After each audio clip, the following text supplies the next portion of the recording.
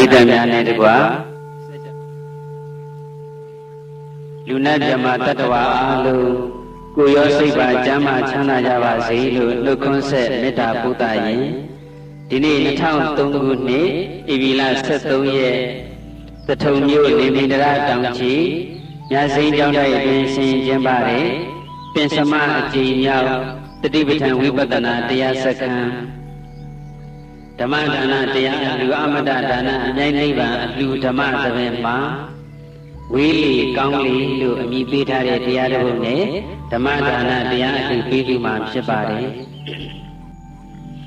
တရားအလှရှင်အနေနဲ့တရားအလှမပေးသူခင်တရားအလှခံပုဂ္ဂိုလ်များအနေနဲ့တရားအလှမခံယူခင်တရားပိုင်ရှင်ဖြစ်တော်မူတဲ့သဗ္ဗညုမြတ်စွာဘုရားရှင်ကိုထိုဘုရားရှင်ရဲ့အရဟံဂုဏ်တော်ပွားများခြင်းဖြင့်ရှေးဥစွာရှိခိုးပူဇော်ကြရအောင်အလုံးမဲ့လဲဥချီထားပြီးတော့လိုက်ဆိုကြပါဒီနေ့ပထမနေ့ဆိုတော့တချို့ယောဂီအစ်စ်တွေလည်းရှိသေးတော့တိုင်ပေးပါမယ်နောက်နေ့ဒီကျရင်ကိုယ့်ဘာသာကိုပွားများကြရမှာပေါ့အရဟံဂုဏ်တော်ရဲ့အဓိပ္ပာယ်၃မျိုးတစ်မျိုးကို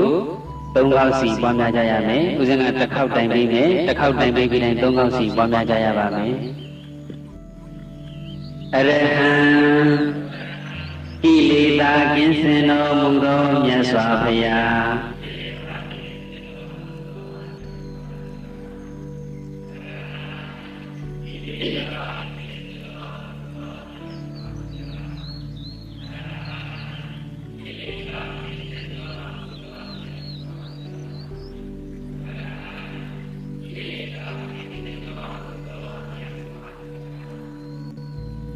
အရဟံစိတ်ဝေယရ၌ပင်မကောင်းမှုကိုပြုတော်မူသောမြတ်စွာဘုရား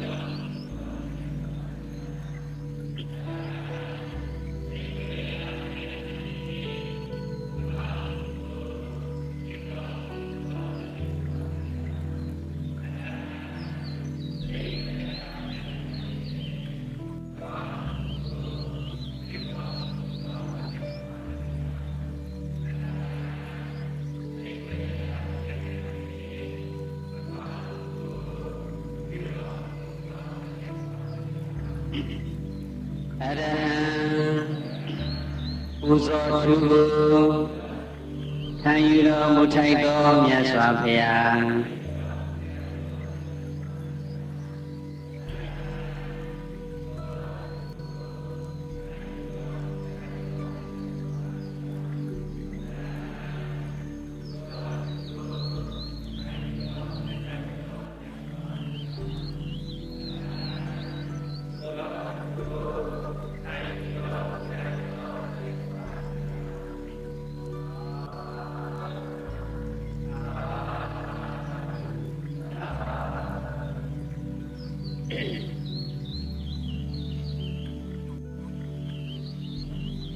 မြတ်စွာဘုရားရှင်ရဲ့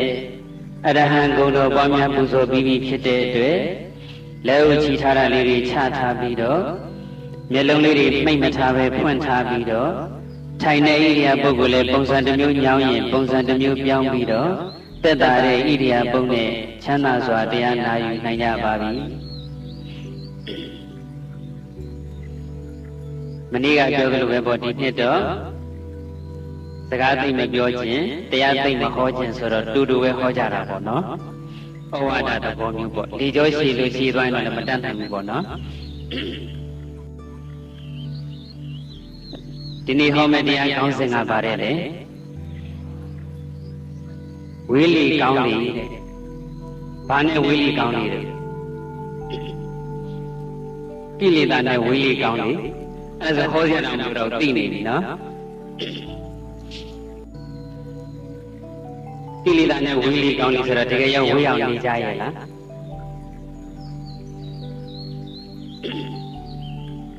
ဝေးလီကောင်းလီတဲ့မေးကြည့်ပါဦးမယ်ချစ်တဲ့သူနဲ့ဝေးလီကောင်းလီလားမုန်းတဲ့သူနဲ့ဝေးလီကောင်းလီလားမုန်းတဲ့သူနဲ့ဝေးလီကောင်းလီဒါပေမဲ့ချစ်တဲ့သူနဲ့တော့နီးလီကောင်းလီပေါ့ မုန်းတဲ့သူဆိုတာကဟိုလိုမကြည့်ခြင်းမမြင်ခြင်းလောက်အောင်တွေ့ရမဆိုင်တာတဲ့နဲ့တွေ့ရတဲ့ဒါမဆိုင်ဆိုတာလိုတတ်ချင်လောက်အောင်အဲ့ဒီလောက်ကြီးတူတူခါခါနာကြည့်မုန်းတီးနေမှမုန်းတဲ့သူလို့ဆိုလိုတာမဟုတ်ဘူးသဘောမကျတဲ့သူမကြည်နဲ့တဲ့သူမကြိုက်တဲ့သူမနှိမ့်မြို့တဲ့သူအဲ့ဒီလိုပုဂ္ဂိုလ်တွေမှန်သမျှကိုမုန်းတဲ့သူလို့ဆိုတာပေါ့လောကလူအများစုရဲ့သဘာဝကတော့အခုယောဂီတို့ဖြေတဲ့အတိုင်းပဲပေါ့မုန်းတဲ့သူနဲ့ဝေးလီကောင်းလီမုန်းတဲ့သူမြင်နေရလို့ရှိရင်စိတ်ဆင်းရဲရတယ်စိတ်မချမ်းသာဘူးမုန်းတဲ့သူမမြင်ရတော့စိတ်ချမ်းသာတယ်စိတ်မဆင်းရဲရတော့ဘူးပေါ့အဲ့တော့မုန်းတဲ့သူနဲ့ကြတော့ဝေးလီကောင်းလီတဲ့ချစ်တဲ့သူနဲ့ကြတော့နီးလီကောင်းလီတကယ်ဟုတ်ရဲ့လားတကယ်ကောင်းလို့လားတကယ်ကောင်းလားကောင်းပါလားအဲ့ဒါချစ်တဲ့သူနဲ့မုန်းတဲ့သူဘယ်သူကကိုယ်ဒုက္ခပို့ပေးတော့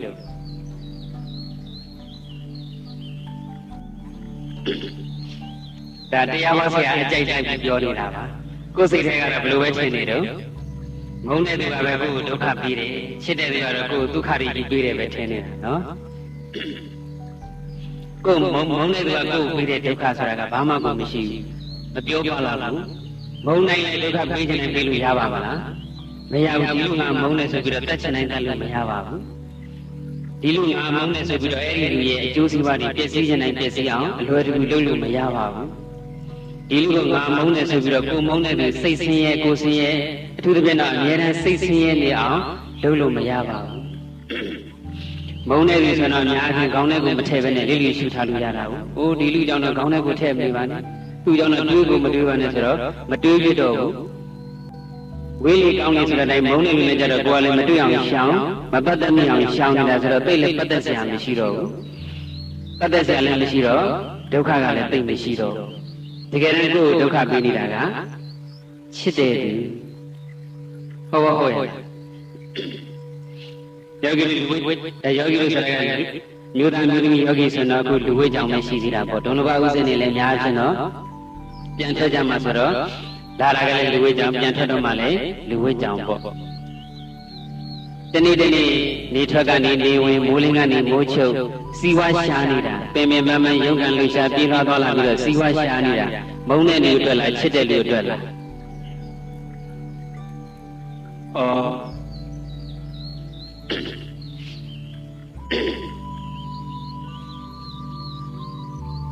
ုယ်ရဲ့ကလေးရလဲ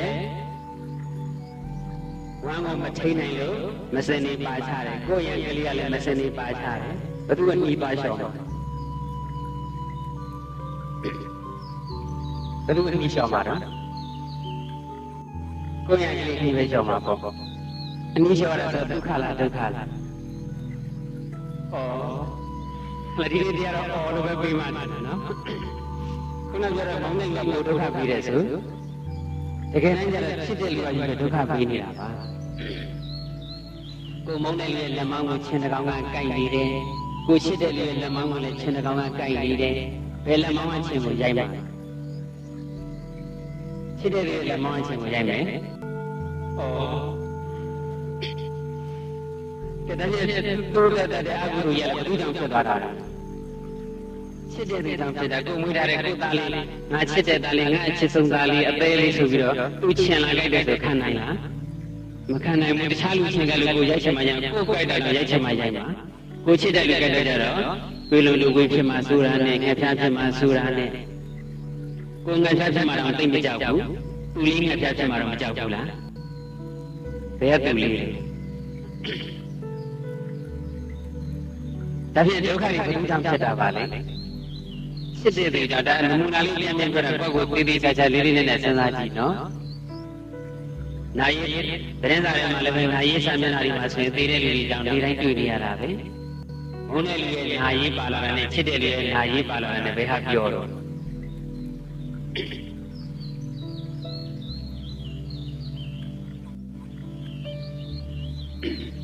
ဘယ်သူနာယီတဲ့သဘောကြတော့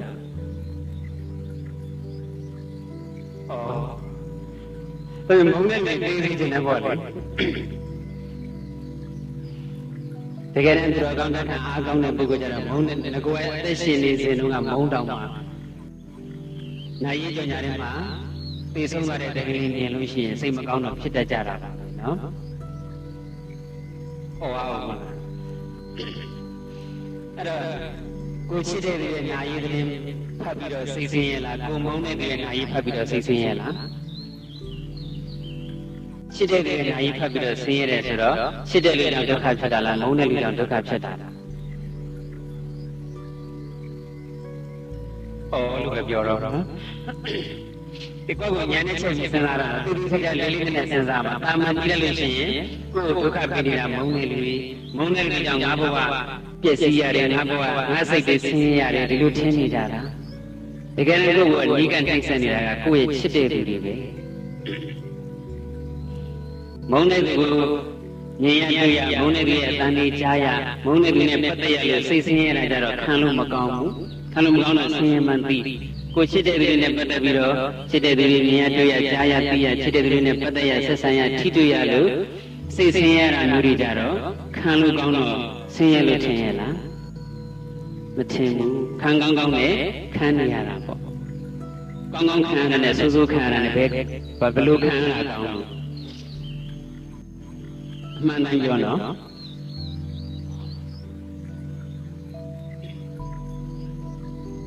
ကောင်းကောင်းခံရတယ်ဆူဆူခံရတယ်ဘေးခံရတာကောင်းတော့ကောင်းကောင်းခံရတာကောင်းတယ်ဩအဲ့လာခံကောင်းလို့ဆိုတော့ခံရတဲ့ကောင်းမချင်ဘူးလေနော်အဲ့တော့တနေ့မနေ့ကဝလင်းကနေမိုးချုပ်ကြည့်ပေါ်လေတနေ့လုံးစားကြည့်တော့မမှန်အိတ်ချင်တော့မမှန်ပင်ပင်မမှန်နဲ့ရှာဖွေနေရတာဘုသူ့အတွက်တော့မုန်းတဲ့လူတွေလားချစ်တဲ့လူတွေအတွက်အဲ့ဒီတစ်ချက်ထဲနဲ့ပဲချစ်တဲ့လူတွေကဝေးလေကောင်းနေဝေးလေကောင်းလို့ဒီအတွေးမိရလားဝေးလေကောင်းလို့ဆိုလို့ကိုမွေးထားတဲ့ကိုယူထားတဲ့မိန်းမတွေကိုယူထားတဲ့ယောက်ျားတွေကိုမွေးထားတဲ့သားသမီးတွေဒီလူတွေဟာငါချစ်ရတဲ့သူတွေပဲငါတန်ရုံးစင်ကြည့်ရတဲ့သူတွေပဲဘုန်းကြီးကဝေးလေကောင်းလို့ခေါ်တဲ့မိန်းမနဲ့လက်မှတ်ထိုးပြီးတော့ထိုးခိုင်းအောင်ပါကဲဒီစားရက်ပေါ်မှာလက်မှတ်ထိုးကဲသားသမီးတွေလည်းသွားအင်းကနေဆင်းသွားကြတော့ဓမ္မမို့လည်းငါအင်းကနေဆင်းသွားမယ်ဘုန်းကြီးကဝတ်တယ်မယ်အဲ့လိုဆုံးပါလားအဲ့လိုဆုံးလို့ရရဲ့ဆုံးမယ်ဆိုတော့ကိုယ်ကပြန်နေကြတာပေါ့ကဲကိုမရဘူးလေကြည့်ပါဦးဆုံးတော်ဆုံးမဲ့လူတွေပဲနော်နောက်ဆုံးဆုံးညင်တဲ့စိတ်ထက်တန်လို့စွန့်နေပဲထားအောင်တရားမျှတမှုရှိပါမှာမရှိဘူးတချို့ဒကာလေးတွေပေါ့လေဦးဇင်းတို့စာအုပ်တွေဖတ်ပြီးတော့သင်္ကန်းဝတ်ချင်တာတို့ဒါမှမဟုတ်လေဦးဇင်းတို့စာအုပ်တွေဖတ်တာတရားတွေနာတာရောတခြားဆရာတော်တွေဟောတဲ့တရားတွေနာတာတွေရောဘာသာရေးတွေလေ့လာပြီးတော့ခုနချစ်တဲ့သူကြောင့်ဒုက္ခရောက်တာကဘုံများတယ်တန်ရုံးရှင်ဆိုတာကကိုယ်ကိုနှောင်ဖွဲ့တဲ့တရားတွေပဲကိုယ်ကိုတန်တရားဝဆင်းရဲကမလုံးမြောင်လုပ်တဲ့တရားတွေပဲတရားချမ်းသာတဲ့ကာမဂုဏ်ချမ်းသာတရားချမ်းသာကပူကောင်းနေစသည်အပြင်ပေါ့လေအဲ့ဒီလိုသဘောလေးတွေပေါက်လာတဲ့အခါကျတော့ဘုန်းကြီးဝတ်တော့မယ်ဆိုပြီးတော့လာလျှောက်ကြတောင်ပေါ်မှာလည်းလာလျှောက်တာရှိတယ်ရန်ကုန်ရောက်တဲ့အခိုက်လာလျှောက်တာတွေလည်းရှိတယ်နည်းဉာဏ်ကြည့်ရကြတာပေါ့လူမျိုးဆိုတော့ပြဿနာမဟုတ်ဘူးလေလူမျိုးဆိုတော့ဝေးချက်ချင်းမဲ့သင်္ကန်းထုတ်ပေးလိုက်ရုံပဲတောင်ပေါ်မှာလည်းသင်္ကန်းဆင်သင်ရန်ကုန်မှာယာယီတစ်လုံးနဲ့ယာယီဆန်းကျောင်းတွေမှာလည်းသင်္ကန်းတွေအဆင်သင်ရှိတာကိုအိမ်နောက်တဲ့ဆိုရင်တော့စဉ်းစားရမှာတချို့ကမွေးထားတဲ့ကလေးကတစ်နှစ်သားသမီးကတစ်နှစ်နှစ်နှစ်သုံးလေးငါးနှစ်ဒီလိုပဲရှိသေးတယ်ဘုန်းကြီးပြီးဝတ်တော်မယ်တဲ့မဝတ်ပါနဲ့ဟုတ်မဝတ်ပါနဲ့ကြက်ကြက်တော့မကြုံစဉ်းစားပါဦးစဉ်းစားပါဦးနေပါဦးပေါ့လေနော်ဘုရားလမ်းကိုသွားပြီးတော့ပြုလို့မရဘူးဘုရားတကယ်ကိုဘုရားဖြစ်မှလည်းသေးကြတယ်ဘုရားဖြစ်ပြီးတဲ့နောက်ပိုင်းလည်းကိုဆွမ်းထားခဲ့တဲ့ဇနီးမယားနဲ့သားကိုတန်တရားတစ်ခါရအောင်ကြည့်ကဲတင်နိုင်တယ်တတဝဝိနည်းအများမကြီးမတွက်နိုင်တဲ့တတဝရရဲ့အကျိုးစီးပွားကိုလည်းရွတ်ဆောင်နိုင်တယ်ဒါသိကြတဲ့ဘဝပါမာနမီဖြစ်စဉ်မှာလည်းဆွမ်းနာတွေလည်းရှိတော့ရှိပါအဲ့တော့ကလေးလေးကတစ်နှစ်နဲ့3-4-5နှစ်ပဲရှိသေးတယ်ကိုယ်ကဘုန်းကြီးဝတ်လို့မယ်ဆိုတော့အိမ်မှာမိန်းမကလည်းဒုက္ခမရောက်ဘူးလားရှောင်းမှာတချို့ဆိုဘုန်းကြီးဝတ်မှကိုမဟုတ်ဘူးမဝတ်သေးဘဲနဲ့ကိုယ်အိမ်ရမင်းမှာဒုက္ခရောက်နေတာအများကြီးဒေတာ9ကထွက်လာ10ကထွက်လာလောကီကိစ္စတွေလူမှုရေးစီးပွားရေးတွေစိတ်မဝင်စားတော့ဘူးဆိုပြီးတော့ဖရာသွားတနေ့လုံးတရားထိုင်ဂူရဲသွားတနေ့လုံးတရားထိုင်အိမ်ကိုလုံးဝမကတ်တော့အိမ်လုံးတွေဘာမှမလုပ်တော့ဘူးအိမ်စီးပွားရေးလည်းဘာမှဝင်မကူညီတော့ဘူးဆိုင်တွေဘာတွေဖွင့်လိုက်တဲ့ဆိုဆိုင်ဝင်မထိုင်တော့ဘူးတနေ့လုံးတရားသွားအထုတ်ကောင်းရဲ့လားတရားထုတ်တယ်လို့ခေါ်နိုင်မှာ တရားထုတ်တဲ့ဆိုတာတရားတဲ့အားတွေထုတ်တာလို့မနေ့ကပြောခဲ့ပြီးပြီမိမယူထားတယ်ကလေးတွေမွေးထားတယ်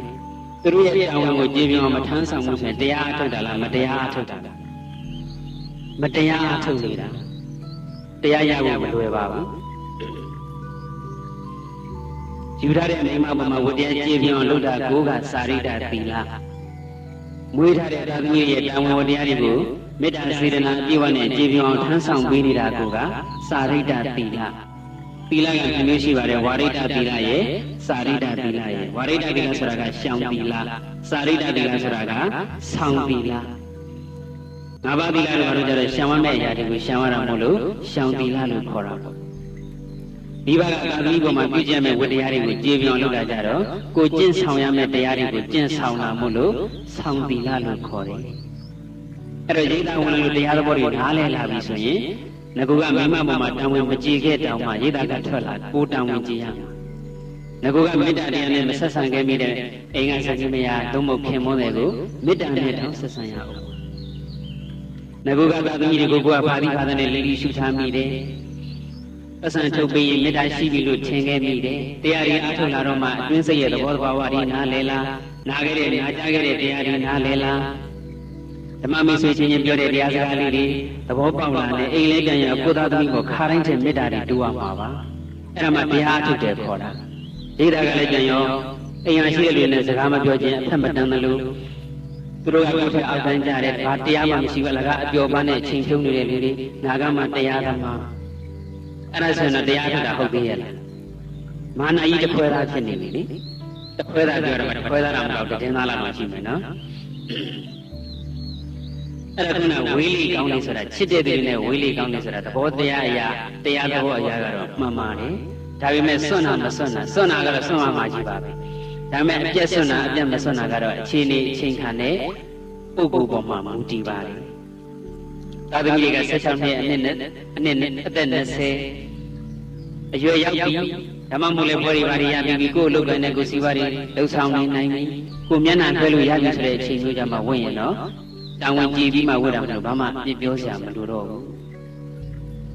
ခုနမြတ်ဖရာလုံးပြောထွက်တဲ့ဆိုတဲ့နေရာမှာလည်းမိမနဲ့သားပြစ်ထားခဲ့တယ်ဆိုပေမဲ့ဇနီးမယားမိဖုရားရတော်ရမြပြန်နန်းတော်မှာမျက်နှာငယ်ရရဲ့လားမငယ်ရဘူးဆက်ဆက်ရပြည့်ပြည့်စုံစုံပါမောင်တော်တို့ထွက်တယ်လို့ဆိုအားလုံးကကရုဏာပို့ပြီးတော့ပို့တောင်းဆောက်ရှောက်ကြပါသည်သားလေးတယောက်ပြန်မွေးမွေးချင်းပြစ်ထားခဲ့တယ်ဆိုပေမဲ့စာဝတ်နေပူပန်ရရဲ့လားမပူပန်ရဘူးကိုတော်ထွက်မယ်ကိုဘုန်းကြီးဝတ်တော်မယ်ဆိုစဉ်းစားပါငါမိမအတွက်ဘယ်လောက်ပြည့်စုံအောင်စီစဉ်ခဲ့ပြီးပြီလဲငါသားသမီးတွေဘယ်လောက်ပြည့်စုံအောင်စီစဉ်ခဲ့ပြီးပြီလဲပစ္စည်းဥစ္စာအနေနဲ့ဘယ်လောက်ပဲပြည့်စုံအောင်စီစဉ်ခဲ့ပြီးမေတ္တာတရားအကျဉ်းတရားတော့ဘယ်လိုလုပ်ပြီးလို့ရတော့မလဲဘုန်းကြီးဝတ်ပြီးတော့ကလေးချီထားလို့ရပါဘူးမရဘူးခုမှလာသားလေးတွေတို့နှစ်သားလေးတွေဆိုတာရင်အုပ်မကွာကျင်ကျင်နာနာယူရကိုထားမှာဒေတာကထွက်လာလို့ကိုသားသမီးမချီတော့ဘူးမပွေတော့ဘူးမနိုင်ရတော့ဘူးမဟုတ်ပါဘူးမေတ္တာတရားရဲ့သင်္ကေတဖြစ်နေသားသမီးတွေကိုမေတ္တာပေးတဲ့အနေနဲ့သားသမီးတွေကိုယုံကြည်စိတ်ချတဲ့ယုံကြည်စိတ်ချမှုတွေတွေးထွေးမှုတွေလုံခြုံမှုတွေရဲရင်မှုတွေပြည့်စုံမှုတွေမေတ္တာကပေးကူပေးရမှာပါဒါပေမဲ့ခါတိုင်းကိုသားသမီးနာနာကတဏှာနဲ့နမ်းမယ်ခုဒေတာကထွက်လာတဲ့ဓမ္မမို့တရားတော်တွေနားလည်လာလို့ရှိရင်တော့သားလေးစိတ်ချမ်းသာပါစေသားလေးစိတ်ဓာတ်အင်အားကြီးပြည့်စုံပါစေဆိုတဲ့သူ့အကျိုးကိုလိုရတဲ့မေတ္တာလေးနဲ့ပဲနာနာဖြစ်တော့မှာပေါ့နာနိုင်လည်းပဲတဏှာလို့ပြောလို့တော့မရဘူးပေါ့ရှင်သာရိပုတ္တရာတို့ရှင်မဟာမောက္ကလန်တို့လည်းပြိဋိဘံသံဃာနည်းတို့မှာမြတ်စွာဘုရားရဲ့ခြေတော်ကိုအာရပါယလမ်းရှုပ်ခြေချောင်းလေးတွေကိုတောင်မှပါးစပ်နဲ့စုပ်ပြီးတော့မှဒီလိုနှုတ်ဆက်သွားခဲ့သေးတာပါပဲဘုရားကြီးယဟန္တာရှင်မလေးဆိုတော့တဏှာပဲရှိတော့မလဲအဲ့လိုမျိုးမလေးဝေးလေးကောင်းလေးကိုဟောလိုက်တယ်လည်းကိုလိုရအထိပ္ပယ်တလွဲတော့မကောင်းနဲ့ပေါ့နော်စကားပြန်ကောင်းရမယ်ဆိုရင်ချစ်တဲ့လူနဲ့မုန်းတဲ့လူ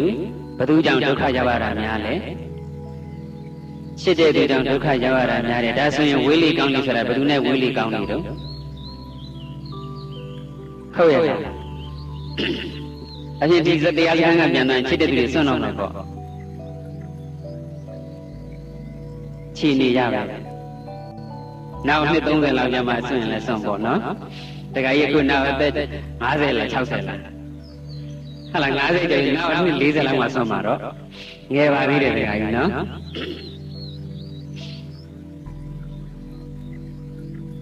ချစ်တဲ့သူကိုစွန့်ရမှာလားသူ့ကိုချစ်နေတဲ့စိတ်ကိုစွန့်ရမှာလား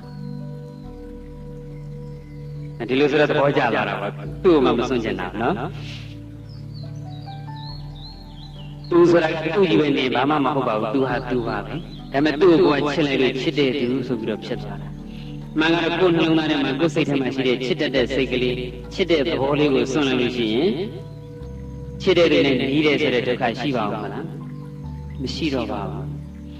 အဲ့လိုဆိုတော့တန်ခါ့စကားလာမပြောနဲ့နေငါမချစ်တော့ဘူးဒီလိုပြောရမှာမဟုတ်ဘူးနော်ဒါစကားလည်းပြောကြမှာမလို့ကိုယ်စိတ်ထဲလည်းမချစ်တော့တဲ့စိတ်မွေးရမှာမဟုတ်တဏှာဆိုတဲ့အချစ်ဓာတ်ကိုတော့လျှော့ရမှာပေါ့တန်ရောစင်ဆိုတဲ့ဓာတ်တွေကိုတော့လျှော့ရမှာပေါ့ဒါပေမဲ့ကိုယ်နဲ့နေ့စဉ်ထိတွေ့နေတဲ့မိဘတွေညီကိုမောင်နှမတွေဆွေမျိုးမိတ်ဆွေတွေကိုသားသမီးတွေတူတူမတွေအားလုံးပေါ်မှာမေတ္တာနဲ့ကတော့ခါတိုင်းထက်တောင်ပိုချစ်ရမှာပါတဏှာနဲ့တော့မချစ်နဲ့တော့ပေါ့နော်ဒါကကိုယ်ကချစ်ရတဲ့သူကိုပြောတာကိုယ်ချစ်တဲ့သူနဲ့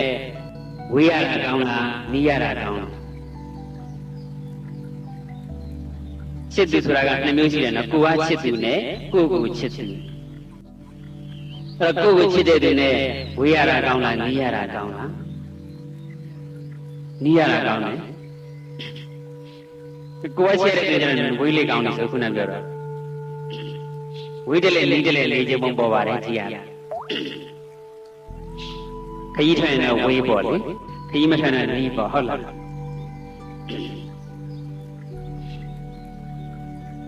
တကယ်တော့လောကကြီးမှာကိုယ်အချစ်ရတယ်ဆိုတော့လည်းဒုက္ခပဲကိုယ်အချစ်ခံရတယ်ကိုယ်ချစ်တဲ့သူရှိလို့သူတစ်ပါးရဲ့အချစ်ကိုခံရတယ်ဆိုတာလည်းဒုက္ခပါအချစ်ခံရတာဒုက္ခလို့တော့မမြင်ဘူးထင်ပါနဲ့နော်လူတယောက်ကကိုယ်ကိုချစ်တယ်ဆိုကြပါစို့အိမ်အောင်လူပြိုတယောက်နဲ့အိမ်အောင်တဲ့တယောက်ပဲဆိုကြပါစို့လူပြိုတယောက်ဆိုလို့ရှိရင်တော့သွားခြင်းနဲ့ချိန်သွားပြန်ခြင်းနဲ့ချိန်ပြန်တငယ်ချင်းတွေနဲ့သွားလိုက်လိုက်လွတ်လွတ်လပ်လပ်လေးလို့မရဘူးလားကဲအိမ်အောင်ကြသွားပြီဆိုတော့ညနေ9 နာရီဆိုအိမ်ပြန်လာခဲ့ရမယ်နော်6 နာရီဆိုရင်ရောက်ပြန်လာမယ်နော်6 နာရီမှပြန်လာတော့အကြောင်းသိမယ်ဆိုရင်ကဲသွားခြင်းနဲ့သွားလို့ရပြီလားပြန်ခြင်းနဲ့ပြန်လို့ရပြီလားဒါနဲ့ကိုယ်အရှိခံရတာလေဒုက္ခလားဒုက္ခလားဒုက္ခပဲကိုယ်ချစ်တဲ့သူကလည်းကိုယ်နှောင်ဖွဲ့နေလူပြိုဘွားတော့လွတ်လွတ်လပ်လပ်သွားလို့လာလို့မရတော့ဒါကနားလေလို့ဥပမာပေးတာကျန်တဲ့လက်ကွက်ကိုညာနဲ့ချက်ထည့်ပြီးကြည့်ရမှာပဲကိုယ်ချစ်တဲ့သူကမနဲ့ရမျက်နှာမသိရဘူးသွားမတက်ရဘူးအာဘုဆိုရလန်လို့ကိုယ်ကမျက်နှာလေးတက်ပြီးတာသွားရီတက်ပြီးတာတန်လို့ကိုယ်ချစ်လို့ဆိုရလာသမောင်းဆိုတော့ဖက်နေတာဘယ်နဲ့လို့ကဲချစ်ခံတာဒုက္ခလားဒုက္ခလား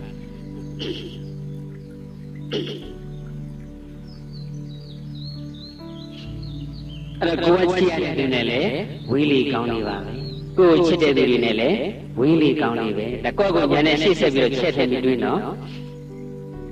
ဦးဇင်းတို့ကဝေးလီကောင်းလေးဆိုတဲ့စကားလုံးလေးမြင်လိုက်တာနဲ့ဒီတရားစကားလေးကြားလိုက်တာနဲ့ကိုယ့်ဘဝနဲ့ကိုယ်ပဲရှင်တွဲပြီးတွေးပါလေသူများဘဝလို့လည်းသူများဘဝကိုနည်းနည်းလေးဉာဏ်လေးနဲ့ဖြန့်ကြည့်ပြီးတော့ဥပမာလေးတွေပေးပြီးတော့ရှင်းနေရတာအမှန်ကကိုယ်ကတရားဆိုတာကကိုယ့်ရဲ့လက်တွေ့ဘဝကိုယ့်ရဲ့လက်တွေ့စိတ်ကိုယ့်ရဲ့အတွင်းတန်တန်နဲ့နိုင်ရှင်းပြီးတော့ဆင်ခြင်ရတာပါစားတဲ့ပါတာတော့ပါတဲ့အတိုင်းသူများပြောတာကိုပြောတဲ့အတိုင်းဒီလိုအတုံးလိုက်ပြလိုက်ပြီးနှလုံးသွင်းရတာလည်းမဟုတ်ဘူးအတုံးလိုက်ပြလိုက်စကလုံးအတုံးလိုက်ပြလိုက်သဘောတရားလေးကိုပဲကိုယ့်ရဲ့လက်တွေ့ဘဝတွေကဖြစ်ဖြစ်လေးတွေကိုယ့်ရဲ့ရင်ထဲကခံစားချက်ကလေးတွေအဲ့ဒါလေးကိုယ့်ရဲ့ဘဝတွေကအတွေ့အကြုံလေးတွေအဲ့ဒါလေးနဲ့စုပေါင်းပြီးတော့ဆက်ဆက်ပြီးတော့ဆင်ခြင်ရတာပါချစ်တဲ့သူမုန်းတဲ့သူဆိုတာကတော့အခုတရားနာနေတာများအတွက်ပြောလိုက်တာပေါ့ဦးဇင်းတို့ယဟန်တော်များနေနဲ့ပြောလိုက်လို့ရှိရင်လေကိုယ်ကြည်ညိုတဲ့သူနဲ့ဝေးလေကောင်းနေလားမကြည်ညိုတဲ့သူနဲ့ဝေးလေကောင်းနေလား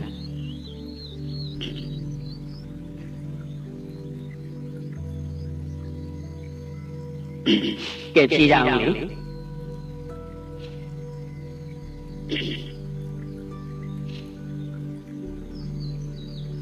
ကိုယ်မကြည်ညိုတဲ့သူနဲ့ကြည်ညိုတဲ့သူဘယ်သူကဒုက္ခပို့ပေးတယ်။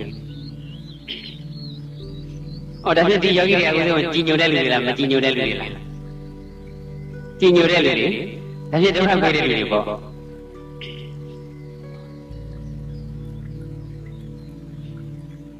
ကိုယ်မကြည်ညိုတဲ့လူကိုယ်အသိမှမပြုတဲ့လူတွေကကိုယ်စီလာကုန်မလားလာကုန်မလားသူတို့နဲ့စကားပြောတဲ့ဒုက္ခရှိသေးလားအဲ့ဒါနဲ့တွေ့တဲ့ဒုက္ခရှိသေးလားမရှိတော့ဘူးတော့လာတယ်ဆိုတာကြည်ညိုတဲ့လူကလာတာမကြည်ညိုတဲ့လူကလာတာလားကြည်ညိုတဲ့လူကလာတာကြည်ညိုတဲ့လူကလာတော့စကားပြောတဲ့ဒုက္ခတွေရှိတာပေါ့ တရားဟောတဲ့ဒုက္ခတွေလည်းရှိတာပေါ့ကျိုးတကားတွေကဒကာတယောက်ကမေးသေးတယ်ရှင်ဖျားကြည့်ရတာအများအားစိတ်ချမ်းသာနေတဲ့ပုံပဲတဲ့ရှင်ဖျားမှာစိတ်ညစ်တဲ့ခြင်းဆိုတာမရှိဘူးထင်တယ်ခုယောဂီတို့ကဘယ်လိုထင်တယ်ဥစဉ်စိတ်ညစ်တဲ့ခြင်းရှိမယ်ထင်လားပြောတော့မပြောချင်ပါဘူးအာနာလို့စိတ်တော့မဆိုးနဲ့နော်ပြန်ပြောပြဖို့တော့တော်တော်ခက်လိမ့်မယ်ထင်ပါရဲ့စိတ်ဆိုးတဲ့ခြင်းရှိတယ်ဘယ်ချိန်လဲဆိုတော့အဲ့ချိန်မဟုတ်ဘဲနဲ့ဧည့်သည်လာတဲ့ချိန်အရန်စိတ်ညစ်တာလားယဟန်ရဖြစ်လာမှတော့ဧည့်သည်ဆိုတာကလည်းတွေ့ရမှာပေါ့လေနော်မတွေ့လို့လည်းမဖြစ်ဖဲဘူးညီညီတို့လာကြတယ်တရားစကားလေးတွေလျှောက်ထားခြင်းတို့လာကြတယ်အဲ့ဒီလာကြတဲ့တွေအဲ့ချိန်ကတော့သတ်မှတ်ပြီးတာနေ့လေ12နာရီကနေ1နာရီထိပေါ့တောင်ပေါ်မှာတော့12နာရီနဲ့12နာရီခွဲထိတွေရေးထားတာပေါ့လေအဲ့လိုရေးထားမှတန်ခါကြမှာ1နာရီပဲသွားရေးတလိုက်ဟိုဘတိုင်းတွေပိုင်းနဲ့1နာရီခွဲတွေပါဖြစ်ကုန်မှာဘူးဆက်နဲ့ခွဲလို့ရေးထားကမှ1နာရီပဲကိုက်လိုက်သွားကြတာနော်ရန်ကုန်မှာကတော့12နာရီနဲ့1နာရီတော့အတိအကျသတ်မှတ်ပေးထားတာပေါ့လေအဲ့ဒီဘုနဲ့အလုပ်ချိန်မှာလာလိုက်တဲ့ခါကျတော့ကိုယ့်အလုပ်ပြတ်တာပေါ့စိတ်ပြည့်တယ်ဆိုတာကအလိုက်မသိလို့လိုက်ကန်းဆုံးမသိလို့ဆိုပြီးတော့ဒီလာတဲ့လူပေါ်မှာမုန်းတီးတဲ့စိတ်နဲ့စိတ်ညစ်တာမဟုတ်ပါဘူးကိုယ့်အလုပ်ပြတ်တော့မှာပဲဆိုပြီးတော့စိတ်ညစ်တယ်အဲ့ဒီဘုနဲ့အဲ့ဒီငယ်လေးကြွကြွကြွအတန်ကြောက်နေဆိုတဲ့အကြောင်းနဲ့နေပါဖြစ်နေစိတ်ညစ်နေတာနော်ဒါပေမဲ့အကြာကြီးတဲ့စိတ်ညစ်ပါခဏလေးပေါ့ဖြတ်ခနဲ့ဆိုပြီးတော့ဒုက္ခပါပဲဒီမှာစာအုပ်ကရှာလို့မတွေ့ရတဲ့အချိန်မှာအဲ့ဒီကလာကြမ်းပြီတခါတည်းကျတော့စာအုပ်လိုက်ရှာနေရတာဒီလိုလေကိုရှာတဲ့စာအုပ်ကမတွေ့ဘူးဟာအဲ့ဒီကလာအဲ့ဒီကလည်း12နိုင်တိုင်းမစောင့်နိုင်ဘူးချက်ချင်းတွေ့ရင်လည်းခဏလေးပါဗျာဖူးယုံမှာပဲဆိုမှသူတို့လေကြောချိန်နေနာရောလောက်ကြတာအဲ့ဒီမှာစာအုပ်ကရှာနေတဲ့အဲ့ဒီကလာစိတ်ကကြီးတခါကျလည်းကိုစားရေးနေတာလည်းအတွေ့အကြုံ feeling လေးဝင်ပြီးရေးကောင်းလို့ရှိဟောအဲ့ဒီကလာစာဖတ်လို့ကောင်းတော့အဲ့ဒီကလာနဲ့ဆိုရုပ်တရက်စင်းနဲ့စိတ်နဲ့သွားတာလေဒါပေမဲ့နောက်လည်းယောဂီတော်မနတိကနဲ့ပြန်ထန်လို့သွင်းရတာပေါ့လေ။အော်သူလည်းပဲကိုယ်တမင်နှောက်ရှက်ခြင်းလို့လာတာမှမဟုတ်ပဲ။တမင်ဒုက္ခပြီးခြင်းလို့လာတာမှမဟုတ်ပဲ။တမင်အလုပ်ပြအောင်ရှက်ခြင်းလို့လာတာမှမဟုတ်ပဲ။တွေ့ခြင်းလို့လာတာပဲ၊ဖူးခြင်းလို့လာတာပဲ။လျှောက်ထားကြလေးရှိလို့လာတာပဲဆိုပြီးတော့ယောဂီတော်မနတိကနဲ့အတင်းအတင်းနှလုံးသွင်းပြီးတော့ကိုယ်စိတ်ကိုယ်မှဖြစ်နေတဲ့စိတ်ညစ်တဲ့ဆိုလည်းမှန်ကတော့ကိလေသာတွေနဲ့ဒေါသပါပဲနော်။ဟိုလိုဘုံတိုင်းကြီးပေါက်ကွင်းဒီမှာဒေါသမဟုတ်စိတ်ထဲကနေမကျင်တဲ့သဘောလေးအလိုမကျတဲ့သဘောလေးဖြစ်သွားတယ်ဆိုရင်လေဒါဒေါသပဲ။ပေါ်ငါစိတ်မှာဒေါသဖြစ်လာပါလားတန်းပြီးတော့အဲ့ဒီဒေါသလေးကိုရှုမှတ်ပြီးတော့ပယ်နေအောင်ကြိုးစားရတာပေါ့ဖြစ်လာတဲ့အချိန်လေးကိုအသင့်တဲ့နှလုံးသွင်းပြီးတော့လည်းဒေါသကိုပယ်ရပါတယ်ဖြစ်နေတဲ့ဒေါသကိုတဲ့တဲ့ရှုမှတ်ပြီးတော့လည်းပယ်ရပါတယ်နားလည်လို့ပြောတော့စိတ်ညစ်ရင်စိတ်ညစ်တယ်စိတ်တူရင်စိတ်တူတယ်အခါတည်းကျတော့လည်းစိတ်တူတဲ့သဘောလေးဖြစ်တာပါပဲဒါပုံမှန်လေးဝန်ခံရတာပေါ့နော်ဒါမဲ့တကယ်အဲ့ဒီနဲ့ဆက်ဆက်နဲ့တွေ့လိုက်တဲ့အခါကျတော့လေမေတ္တာအပြေဝနဲ့ပြောဆိုဆက်ဆံပါတယ်အဲ့ဒီအလိုက်တိလေးကိုဒုက္ခရောက်နေတယ်အမှန်ကတော့အလိုက်တိတဲ့လေနဲ့အလိုက်မတိတဲ့လေအလိုက်တိတဲ့ကိုဒုက္ခဖြစ်တယ်ကိုကဘုရားမဲ့ရှင်ချာထောင်းချက်တဲ့လေပြန်มาတော့မှကိုလည်းပြောချင်တာအဲ့လိုလူမျိုးနော်လောကကြီးမလို့ချင်မရတဲ့တကယ်မှန်တယ်ဟဲ့လားရှင်ချာထောင်းချက်တဲ့မဲ့ပြောရတဲ့ချိန်မှာကျင်းတ်ပါပြီရှင်ကိုအဲ့လိုမဟုတ်နေပါအောင်ဆိုတော့တရားစကားလေးပဲဘာသာဥဒိဖတ်ပြီးမလဲရောစာအုပ်လေးရှိသွားပါအောင်ဆိုတော့တုတ်တာမကောင်းတော့သုံးပြီးဖြစ်တယ်ဟဲ့လားလိုင်းလေးနဲ့လေကြောရှိတဲ့ပြည်တော့စကားလည်းမပြောချင်တော့စာအုပ်လည်းမပေးချင်တော့အဲ့ဒါကြီးညိုတဲ့တွေနဲ့မကြီးညိုတဲ့တွေဘုရားပို့ဒုက္ခပြီးတော့ကြီးညိုတဲ့တွေကဒုက္ခပြီးတာကိုတလောပဲရန်ကုန်မှာလာတဲ့ဧည့်သည်တွေကဓမ္မကြီးတယောက်ကရှောက်တယ်သူကရောက်တယ်ဆိုတာနဲ့ဩဝါဒလေးပေးပါအောင်တရားစကားလေးတစ်ခွန်းပြောပါအောင်အများနဲ့အတင်းတောင်းဆိုတာမဟုတ်ဘူးလို့ဦးဇင်းကတရားဝဲဒီမှာလည်းဟောနေတာပဲစာထဲမှာလည်းတရားတွေရေးနေတာပဲသူဩဝါဒပေးစရာမလိုဘူးသူဆုံးမစရာမလိုဘူးအဲ့ဒီမှာတရားဓမ္မတွေပြောတဲ့စကားနားထောင်ရုံပဲတရားဓမ္မတွေရှောက်တာကိုနားထောင်ရုံပဲတရားဓမ္မတွေရှောက်တဲ့အချက်လက်ပေါ်မှာမူတည်ပြီးတော့ပ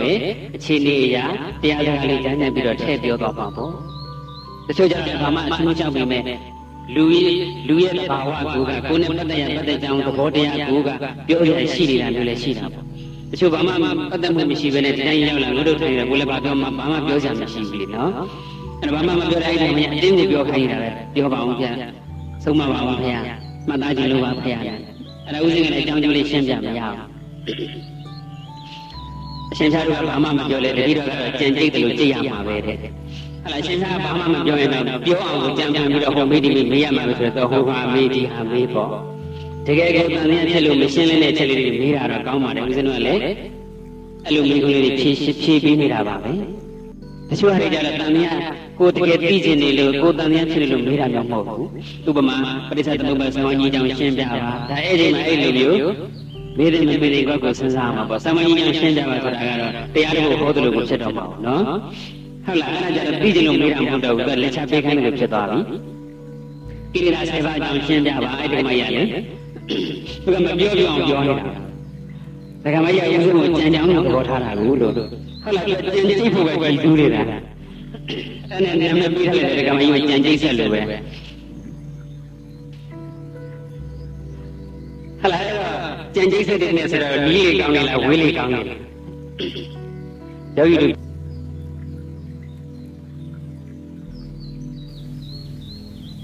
ု့စကားကိုမေးတဲ့ပြန်လာမှတော့ပြဿနာလာကြတယ်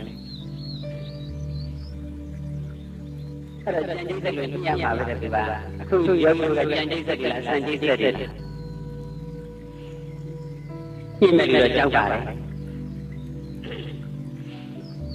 အဲ့ဒါကြီးကိုကြီးညိုတဲ့နဲ့မကြီးညိုတဲ့ဆိုလေကြီးညိုတဲ့တွေကဝေးလီကောင်းပြီအဲ့လိုပြောလို့ကိုကြီးညိုတဲ့လူကမေတ္တာမရှိတာပြောတာမဟုတ်သဘောပေါက်ပါတယ်နော်မေတ္တာကတော့အပြည့်အဝရှိပါတယ်ဉာဏ်တန်းပြပါလွန်အောင်လုပ်အောင်ပါပေါ့နော်ဦးဇင်းတို့အင်တာဗျူးလုပ်ထားတဲ့ဒီစာစဉ်မှ15မှလည်းပါပါတယ်အဲ့ဒါလေးပြန်ထည့်ထားတာပဲတော်တယ်မှာတစ်လုံးနေတော့မှလားဆိုရင်မေခွန်းနဲ့ပတ်သက်လို့ဖြေထားတာရှိပါတယ်အဲ့ဒီထက်မှဦးဇင်းကလာမင်းကြီးရဲ့ဘဝကိုအားကြတယ်လာမင်းကြီးဟာဒီလိုနဲ့ဝေဝေမှနေတယ်ဒါပေမဲ့လောကလူသားတွေကိုအလင်းတက်လည်းပြီးတယ်အေးတက်လည်းပြီးတယ်အလင်းတက်နဲ့အေးတက်ပြီးပြီးတော့လာမင်းကြီးကလူသားတွေကိုအကျိုးပြုတယ်အဲ့ဒီလိုပဲဦးဇင်းလည်းပဲလောကလူသားတွေနဲ့ဝေဝေမှနေပြီးတော့မေတ္တာဆိုတဲ့အေးတက်လည်းပြီးအသိဉာဏ်ဆိုတဲ့အလင်းတက်လည်းပြီးပြီးတော့ကျေးဇူးပြုတဲ့လူသားလာမင်းလေးပဲဖြစ်ချင်ပါတယ်လာမင်းလေးလိုကျင့်နေမှာလို့တောင်ပြောထားသေးတယ်နော်အဲ့လာမင်းလေးလိုပဲကျင့်နေလို့လေလာမင်းလေးတော့မဖြစ်ပါဘူးလာမင်းလေးကိုကျင့်နေမှာတဲ့အဲ့တော့မေတ္တာတွေပို့နေတာမေတ္တာတွေပွားနေတာကြတော့အေးတက်ပေးနေတာပေါ့စာရီရေးနေတာအခါလို့ဆိုတရားဟောနေတာကြတော့အလင်းတက်ပေးနေတာပေါ့အဲ့လိုဝေဝေကနေပဲအေးတက်အလင်းတက်ပေးပြီးတော့နေရတာမကောင်းဘူးလားကောင်းတယ်ဒါပေမဲ့ဒုံဝေးလေးကောင်းလေးဆိုပြီးတော့ဘုရားပြနေလို့ဖြစ်ပါအောင်မလားတော့ကြဒီတရားနဲ့နိုင်ငံကြီးရှင်ဝင်ဆောင်းမပို့တော့ရင်ဒုက္ခဟဲ့ဒီဘုန်းကြီးဝေးလေးကောင်းလေးပြောတယ်ငါမတော်တော့ဘူးတော်ပြီဘာမှလည်းမထောက်ပံ့တော့ဆိုရင်လေအဲ့ဒီလိုလည်းပဲဟုတ်ပါမယ်လောကကြီးမှာတူတယောက်တည်းပြီးကြနေလို့ဆိုတာဖြစ်ကုန်မဖြစ်နိုင်ဘူးနော်ဦးဇင်းတို့တောင်မှတယောက်တည်းနေတယ်ဆိုမဲ့အချိန်တော်များများတာတယောက်တည်းနေတာအများနဲ့ကတော့ဆက်ဆံရနေတာပဲအနည်းဆုံးခံဖို့တဲ့ကြပြရတော့မရှိရဘူးလားရှိရမှာမတယောက်တည်းနေတာပဲကောင်းတယ်ဝေးလေးကောင်းတယ်ဆိုတော့ဆန်းလာမဖို့ငတ်ပြီးရုံပဲပေါ့အဓိကကတော့ခုနပြောခဲ့တဲ့အတိုင်းမှာပဲချစ်တဲ့လူကိုဆွမ်းရမှာလားသူ့ကိုချစ်တဲ့စိတ်ကိုဆွမ်းရမှာလားဆိုရင်သူ့ကိုချစ်တဲ့စိတ်ကိုဆွမ်းရမှာသူကောက်ပြောလိုက်တော့ချစ်စိတ်ကိုဆွမ်းရမှာပါပဲမုန်းစိတ်ကိုဆွမ်းမှာတော့အထူးပြောစရာမလိုပါဘူးမုန်းတဲ့လူနဲ့နေရင်စိတ်ညစ်ရတာစိတ်ဆင်းရတာပတ်သက်ရတာကတော့အလုံးသိပြီးသားမှန်ကတော့ချစ်စိတ်ကိုမုန်းစိတ်ကိုဆွမ်းရမှာကြီးပါပဲတရားဆိုလိုက်ပါချစ်သူနီးလေဆင်းရဲလေ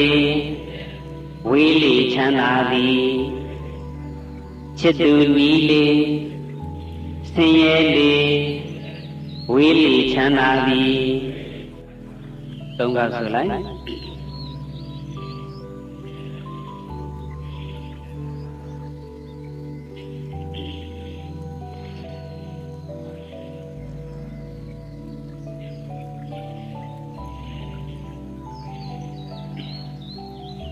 ချစ်သူဆိုတာကတော့ပုဂ္ဂိုလ်အနေနဲ့ပြောတာပေါ့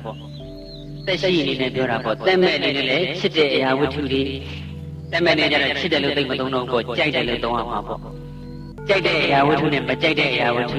ဘယ်ဝတ္ထုကြောင့်ဒုက္ခရောက်တာများလဲဟုတ်လို့လားဒါပြန်ဆန်းစားတဲ့ခါကျရင်သင်ကောင်းတဲ့ခါစိတ်ညစ်လိုက်သင်မကောင်းတဲ့ခါစိတ်ညစ်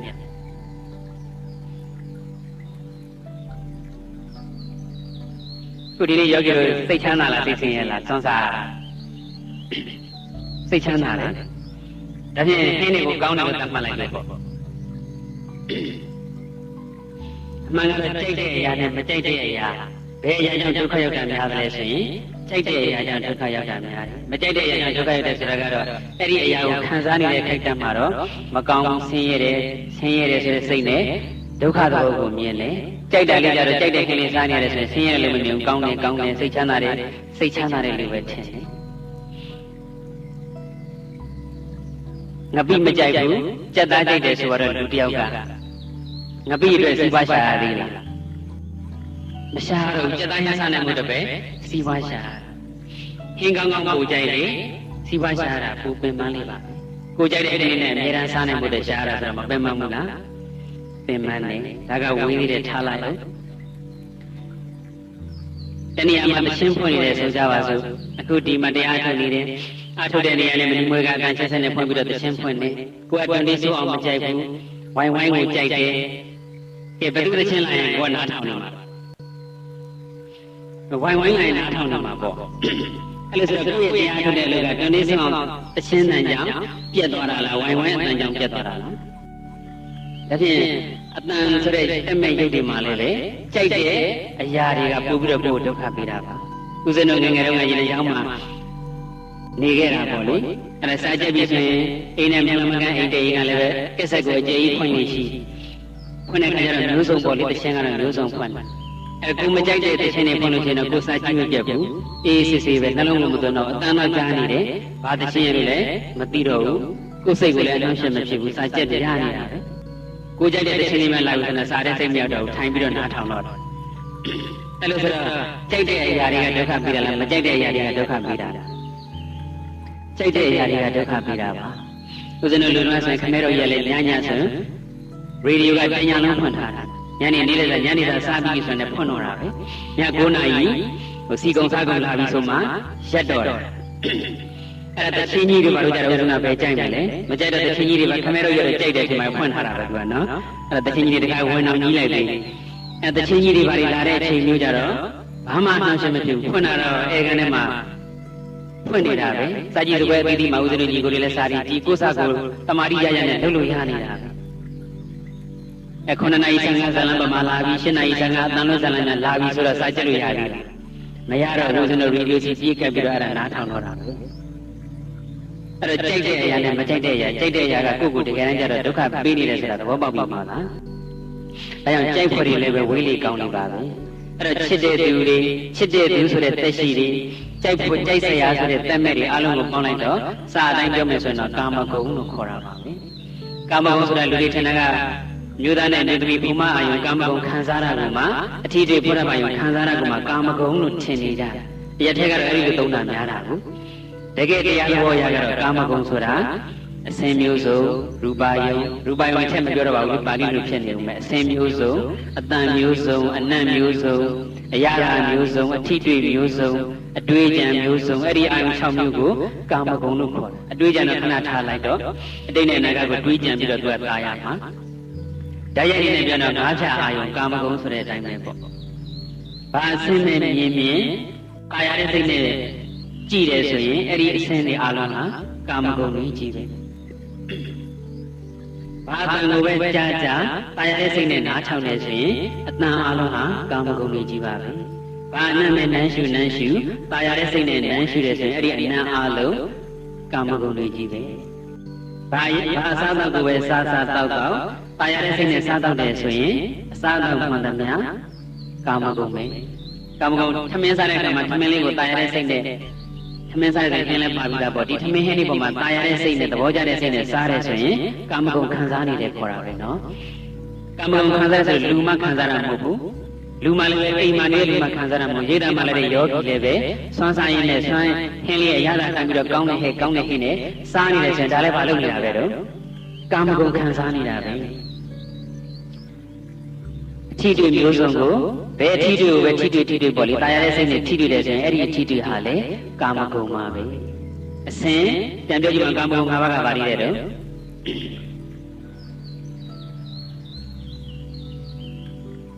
့အဲ့ဒါတွေကာမဂုဏ်ကြီးပဲဒါပေမဲ့တာယာတဲ့စိတ်နဲ့ခံစားရမှာဆိုတော့လေကာမဂုဏ်ခံစားရလို့ပြောလို့မရဘူးပေါ့လူတွေစားတာကလည်းဒီထမင်းပဲဒီထမင်းကိုပဲမြတ်စွာဘုရားကိုလောင်းလိုက်ရဟန်းရှင်မြတ်ကြီးတွေကိုလောင်းလိုက်လို့ဖုံးပြီးတော့လေဒီထမင်းမှာပဲနာမည်လေးပဲပြောင်းသွားတယ်ဆွမ်းဆိုပြီးတော့ထဲတဲ့ပစ္စည်းလေးပဲပြောင်းသွားတယ်တပိတ်ဆိုပြီးတော့ဒါပေမဲ့အိမ်မှာပြန်နေတဲ့လူကတော့ဒီထမင်းလေးစားပြီးတော့တာယာနေတယ်လောဘတွေဖြစ်နေတယ်တဏှာတွေဖြစ်နေတယ်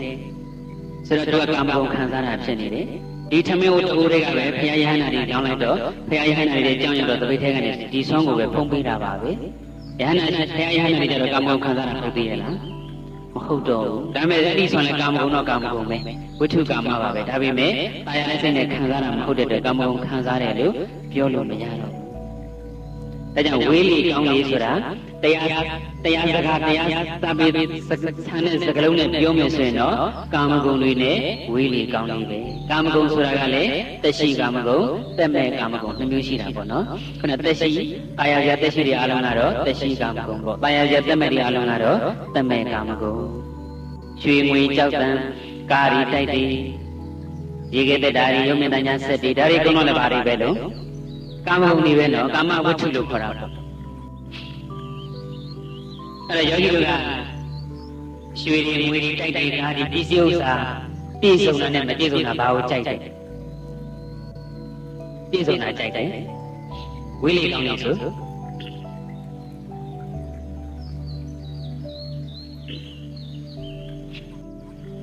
ပစ္စည်းဥစ္စာအမှန်ချမ်းသာတွေပြည့်စုံတာနဲ့မပြည့်စုံတာဘာကိုလိုချင်တော့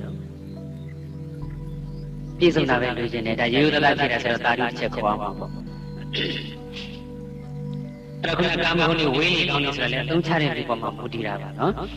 ဒီကာမဂုဏ်ချမ်းသာတွေပဲဆိုတော့ကိုရှိတဲ့ပတ်စံဆိုတော့လေကာမဂုဏ်ပဲပေါ့ဒါပေမဲ့ဒီပတ်စံနဲ့ပဲဒါနကောင်းမှုပြုရတာဆိုတော့အဲ့ဒီကြတော့ကာမဂုဏ်ခံစားတာဟုတ်ပြီရဲ့လားမဟုတ်တော့ဘူးအဲ့တော့ကိုပိုင်ဆိုင်တဲ့တက်ရှိတဲ့ကာမဂုဏ်တွေအကုန်လုံးကနေဒါနသီလဘာဝနာဆိုတဲ့ကုသိုလ်အနှစ်တွေရအောင်ထုတ်ယူရမှာပေါ့ဒါကလေးအခြေအနေချင်းခနဲ့ပုဂ္ဂိုလ်ပေါ်မူတည်တဲ့ဘဝပေါ်မှာဘဝအနေထားတွေပေါ်မှာမူတည်ပါတယ်အဲ့ဒါယောဂီတို့တွေကတော့ကာမဂုဏ်ပစ္စည်းဥစ္စာတွေပြည့်စုံတာနဲ့မပြည့်စုံတာနဲ့ပြည့်စုံတာကြိုက်တယ်ပြည့်စုံခြင်းနဲ့လို့ပြောခဲ့ပါတယ်ရှိခဲ့ပါတယ်ရှိသူတော်ကောင်းကြီးများဘယ်လိုကာမဂုဏ်ချမ်းသာတွေပေါ်ဘယ်လိုနှလုံးသွင်းခဲ့ကြတယ်လဲဆိုတာကိုနမူနာလေးနဲ့ကြည့်ကြရအောင်တရားကခုမှစမှာနော်တရားမစခင် intro ဝေးတာက45မိနစ်ရှိပါတော့အဲ့ဒါတခါတော့ဗာရာဏသီမှာဂရီ80ကျွယ်ဝတဲ့တထေးမျိုးမှာမြတ်စွာဘုရားလူဖြစ်ခဲ့ပြပါတယ်ဂရီ80ကျွယ်ဝတဲ့ဒီပုံနာတထေးရဲ့မိဘဝါမှာဝင်စားခဲ့တယ်မွေးလာတော့ရွှေစင်းလိုဝါဝန်းနေလို့မဟာကင်စနာလို့နာမည်ပေးထားပါတယ်ကင်စနာဆိုတာရွှေပါပဲအဲ့ဒါသူလေးဘက်ထောက်သွားလာနေတဲ့ရွယ်တစ်နှစ်ကျော်ကျော်လောက်ရောက်တဲ့ခါကျတော့တစ်နှစ်လောက်ရောက်တဲ့ခါကျတော့နောက်တစ်ယောက်မွေးပြန်တယ်ဥပကင်စနာပေါ့အမှန်ကတော့ရွှေကြီးပါပဲအဲ့ဒုတိယတစ်ယောက်လေးဘက်ထောက်သွားနေတဲ့ချိန်တစ်နှစ်လောက်ကျတော့လေတခါနောက်တစ်ယောက်မွေးပြန်ရောတစ်နှစ်တစ်ယောက်လုံးပေါ့နော်ဦးဇင်းတို့မိဘတွေလည်းဖြစ်မှာပေါ့လေဦးဇင်းတို့ညီကိုလေးယောက်ကလည်းတစ်နှစ်ကြီးတစ်နှစ်ငယ်လေးကြီးပဲအဲ့ဒါမိဘတွေကသူများတဲ့မိတ်ဆွေတွေကမေးတယ်ခင်ဗျားသားနဲ့သမီးဘယ်နှစ်တန်းနေရောက်ကုန်ကြပြီတော့ဆိုတော့ခင်ဗျားတို့ကတော့ဘယ်လိုဖြေလဲဆိုတော့ခွန်ရှိ930ဟုတ်လားအတန်းတွေအဲ့ဒီလိုတန်းကြီးတန်းငယ်လေးကြီးပဲကိုအခုဒီမှာဖရာလောင်းကလည်းဖရာလောင်းဝင်စားတဲ့မိဘတွေကလည်းပဲခွန်ရှိ930ကြီးပဲဟုတ်လားမွေးရတဲ့တစ်နှစ်တစ်ယောက်တစ်နှစ်နဲ့မွေးတာ9ယောက်ယောက်ျားလေးကြီးပဲ9ယောက်ပြ10ယောက်ရောက်ကြတော့မှမိန်းကလေးမွေးတယ်သူကလည်းပဲကင်စနာကြည့်ပြီးပေါ့လေရွှေတွေကြီးပါပဲနာမည်တွေကတော့မောင်ရွှေအေးမောင်ရွှေထေးမောင်ရွှေထူစသည်အပြင်ဖြစ်မှာပေါ့နာမည်တွေမြန်မာလိုနာမည်ပေးမယ်ဆိုတော့ပေးမနေတော့ဘူးမောင်ရွှေတွေကြီးလို့သာထားလိုက်မောင်ရွှေ1 2 3 4 5 6 9နောက်တစ်ယောက်ကျတော့မရွှေပေါ့နော်အဲ့ဒါမောင်ရွှေအကြီးဆုံးမဟာကင်စနာမောင်ရွှေ16နှစ်လောက်ရောက်တဲ့ခါကျတော့မိဘတွေကအိမ်အောင်ချပေးပြီးပြောတယ်အိမ်အောင်ပြုပါအရွယ်သားလည်းပဲအရွယ်ရောက်ပြီကိုခေတ်ကတော့16နှစ်ဆိုရင်အိမ်အောင်ပြုကြတာကိုခေတ်ကတော့18နှစ်ပေါ့နော်အဲ့ဒါအိမ်အောင်ပြုဖို့ပြောတော့မပြုပြရစေနဲ့နားနှစ်ဖက်ကိုပိတ်ထားတယ်အိမ်အောင်ပြုပါလို့ပြောတဲ့စကားကသူ့နားထဲမှာခါနေလို့ခုရောကြတယ်လို့တော့နဝင်ချိုးလာအဲ့နားနှစ်ဖက်ပိတ်ထားပြီးတော့ခေါင်းရမ်းပြီးတော့မပြုပြရစေနဲ့အိမ်အောင်မပြုပြရစေနဲ့ပါနေတဲ့လောကကြီးကို30ဘုံကိုမီးလောင်ပြင်းကြီးလို့မြင်ပါတယ်ဘုံသုံးပါးကိုမီးလောင်ပြင်းကြီးလို့မြင်ပါတယ်ဟောဒီ30ဘုံကိုလောင်ပြင်းကြီးလို့မြင်ပါတယ်ဟောဒီ30ဘုံကိုကြည်ကြီးဆွတ်နဲ့အညစ်အကြေးဆွတ်နဲ့နေရာကြည်ကြီးတွင်းကြီးလို့ပဲမြင်ပါတယ်ဒါဖះလောင်းလူတော်ကောင်းကြီးဇတ်တော်ဒီမှာပြောပြီးဆိုရင်ဒီတိုင်းကြီးပါပဲလောကကြီးပေါ်မှာညီငွေပြီးဆိုရင်30ဘုံကိုမီးလောင်ပြင်းလို့မြင်တယ်လောင်အိမ်လို့မြင်တယ်ကြည်ကြီးတွင်းလို့မြင်တယ်မိလောင်နေဆိုတာလောဘမိဒေါသမမိစတဲ့17မိလောင်နေတဲ့နေရာပေါ့လောင်အိမ်ဆိုတာကတန်ရုံးစင်ကျူးတဲ့နှောင်ဖွဲ့ခံထားတဲ့နေရာတန်ရုံးစင်ဆိုလို့တန်ရုံးစင်တခုတည်းမဟုတ်ဒေါသလည်းတန်ရုံးစင်ပဲအိတ်တာလည်းတန်ရုံးစင်ပဲမစ္စရိယလည်းတန်ရုံးစင်ပဲတန်ရုံးစင်က10မိတောင်ရှိတာ နောက်တစ်ခုကအရေးကြီးဆုံးတဲ့နေရာဌာနနဲ့တူတယ်မကောင်းမှုအကုသိုလ်ဒုစရိုက်တွေကတစ်ချိန်မဟုတ်တစ်ချိန်တစ်နေရာမဟုတ်တစ်နေရာမှာမကြခဏပြုတ်ပြုတ်တက်လို့ဒုစရိုက်အရေးကြီးတွေနဲ့ဖြူပြောနေလို့ကျင့်ကြီးစွန့်တဲ့နေရာဌာနနဲ့လည်းတူတယ်ဒါကဒီဥပမာသုံးမျိုးကိုချက်ပြန်ကိုအများကြီးပြောလို့ရတာပေါ့နော်အဲ့ဒီလိုနေတဲ့ကြောင့်အိမ်အောင်မပြုတ်ရစေနဲ့ညင်းပဲပါလေအောက်မှာညီလေး6ယောက်တောင်ရှိသေးတာပဲညီလေးတို့ကပဲအိမ်အောင်ပြုတ်ပြောပါကျွန်တော်ကတော့အိမ်အောင်မပြုတ်ပါဘူးဒီတက်လည်းလူတွေကြီးပဲလုပ်ပါတော့လေသူချစ်တဲ့သူကလူကြီးလို့လူကြီးလုပ်တာဟုတ်ရဲ့လားမဟုတ်ဘူးနော်တချို့ကျတော့အကြမ်းမခံလူကြီးပဲလုပ်တော့မှမရှိဘူးလားဟလာဟိုကိုချစ်တဲ့သူကမူနေလို့မလို့အပြိုတော်ကြီးဖြစ်တယ်လို့မလို့ကိုကလည်းပဲလူကြီးလုပ်တော့မှဆိုတဲ့သဘောနော်အခုဒီကြတော့အဲ့လိုမဟုတ်ဘူးစကြတဲ့ကလူကြီးပဲလုပ်တော့မယ်တဲ့ကျန်တဲ့ဒီ6ယောက်ကိုလည်းပဲမိဘတွေကအိမ်အောင်ထားပြီးဖို့ပြောတော့အိမ်အောင်ပြုဖို့ပြောတော့သူတို့ကလည်းနားပိတ်ကောင်းညံပြီးတော့ဟင်လို့ပဲငြင်းကြတာကြည့်ပါပဲခုယောဂီရှင်ကဟင်လားဟုတ်ကဲ့လားအဲ့ဒါညီကို9ယောက်လုံးလည်းအိမ်အောင်ပြုဖို့ညင်းပယ်ကြတယ်အငယ်ဆုံးပြင်ဆန္ဒဒေဝီမရွှေလေးကိုမရွှေထွေးလေးကိုဝတ်ဖို့အိမ်အောင်ပြုဖို့ပြောတော့ကြတော့လေသူကလည်းဟင်မှာပဲအဲ့ဒါနဲ့သူတို့ရဲ့မိတ်ဆွေတကယ်ချင်းသူတို့နဲ့အရင်ချစ်တဲ့ချစ်ဆုံးတကယ်ချင်းတွေကိုမိဘတွေကအတင်းဝိုင်းချတယ်မလို့ဝိုင်းနာချတယ်မလို့တကယ်ချင်းကိုပြောပါဦးအိမ်အောင်ပြုပါအရွယ်ရောက်နေပြီရွယ်လွန်သွားရင်မကောင်းတော့ဘူးအဲ့ဒါတကယ်ချင်းတွေကလည်းအတင်းပြောကြတာပေါ့ပြောရတော့ဘယ်လိုပဲပြောငင်းဆန်တာပါပဲဘာဖြစ်လို့လဲတော့ငင်းဆန်နေရတာလဲလို့ပြီးတော့တောထွက်ခြင်းလို့တဲ့ဘာလို့လဲတော့တောထွက်ခြင်းလို့အဲ့လိုဆိုတငယ်ချင်းတွေကလည်းမင်းပြောတဲ့စကားဟာဖရာအလောင်းပုဂ္ဂိုလ်ကြီးတွေပြောတဲ့စကားပါပဲတာတုဆိုပြီးတော့တငယ်ချင်းတွေလည်းတာတုခေါ်ကြပါတယ်ပြီးတော့မိဘတွေလည်းနားလည်အောင်ပြောပြအဲ့လိုနဲ့သူတို့တွေဒီလိုကြီးပဲလုပ်ရတော့တာပါပဲဒီလိုကြီး9ယောက်ပြူကြီး1ယောက်ပေါ့လေအဲ့ဒါမိဘတွေချိန်တန်ရရလို့ပြင်လွန်သွားတဲ့အခါကျတော့သူတို့မှရှိတဲ့ပစ္စည်းဥစ္စာတွေကိုလိုအပ်တဲ့တွေလူရှိတဲ့တွေယူကြပါစေဆိုပြီးတော့အကုန်လုံးစွန့်ကြဲထားခဲ့ပြီးတော့အကုန်လုံးရသိရဟန်ပြုပြီးတော့တောထွက်ကြတယ်ညီကို9ယောက်ရဲ့အငယ်ဆုံးညီမလေးရဲ့ဆိုတော့10ယောက်နောက်ပြီးတော့ရှေးသုံးလည်းပြောတော့ကျွန်းယောက်ျားရဲ့ကျွန်းမိန်းမရဲ့ဘယ်နှယောက်ဖြစ်သွားလဲ10ယောက်ပြီးတော့သူတို့နဲ့စိတ်တူကိုယ်တူတငယ်ချင်းပါရမီဖြစ်တဲ့တငယ်ချင်းက1ယောက်ဆိုတော့ဘယ်နှယောက်လဲ17ယောက်အဲ့ဒါ17ယောက်တောထွက်ကြတာပဲဘယ်လောက်ကြည့်နေကြကောင်းတာလဲနော်ခုနကညီကို9ယောက်လုံးရောမရှိထွေးလေးကငယ်ဆုံးညီမလေးရောပြောတဲ့စကားထဲမှာလည်းတစ်ခုပါသေးတယ်အိမ်အောင်ပြုပြောတော့လေပေးတယ်ပြောရတော့ဟိုနားနဲ့မဖွားနေတာပေါ့လေတာကြီးတော်ဘုရားလုံးမဟာကစ္စနသုတ္တကိုအိမ်အောင်ပြုပြောတော့သူပြောတဲ့ချက်ဘာပါလဲဆိုတော့သူဒီအိမ်အောင်ပြုတဲ့လူကိုလုံးဝစိတ်ဝင်စားပါဘူးအမတန်ရွှေရှာဆက်ဆုပ်ပါတယ်အိမ်မက်ထဲမှာတောင်းမှ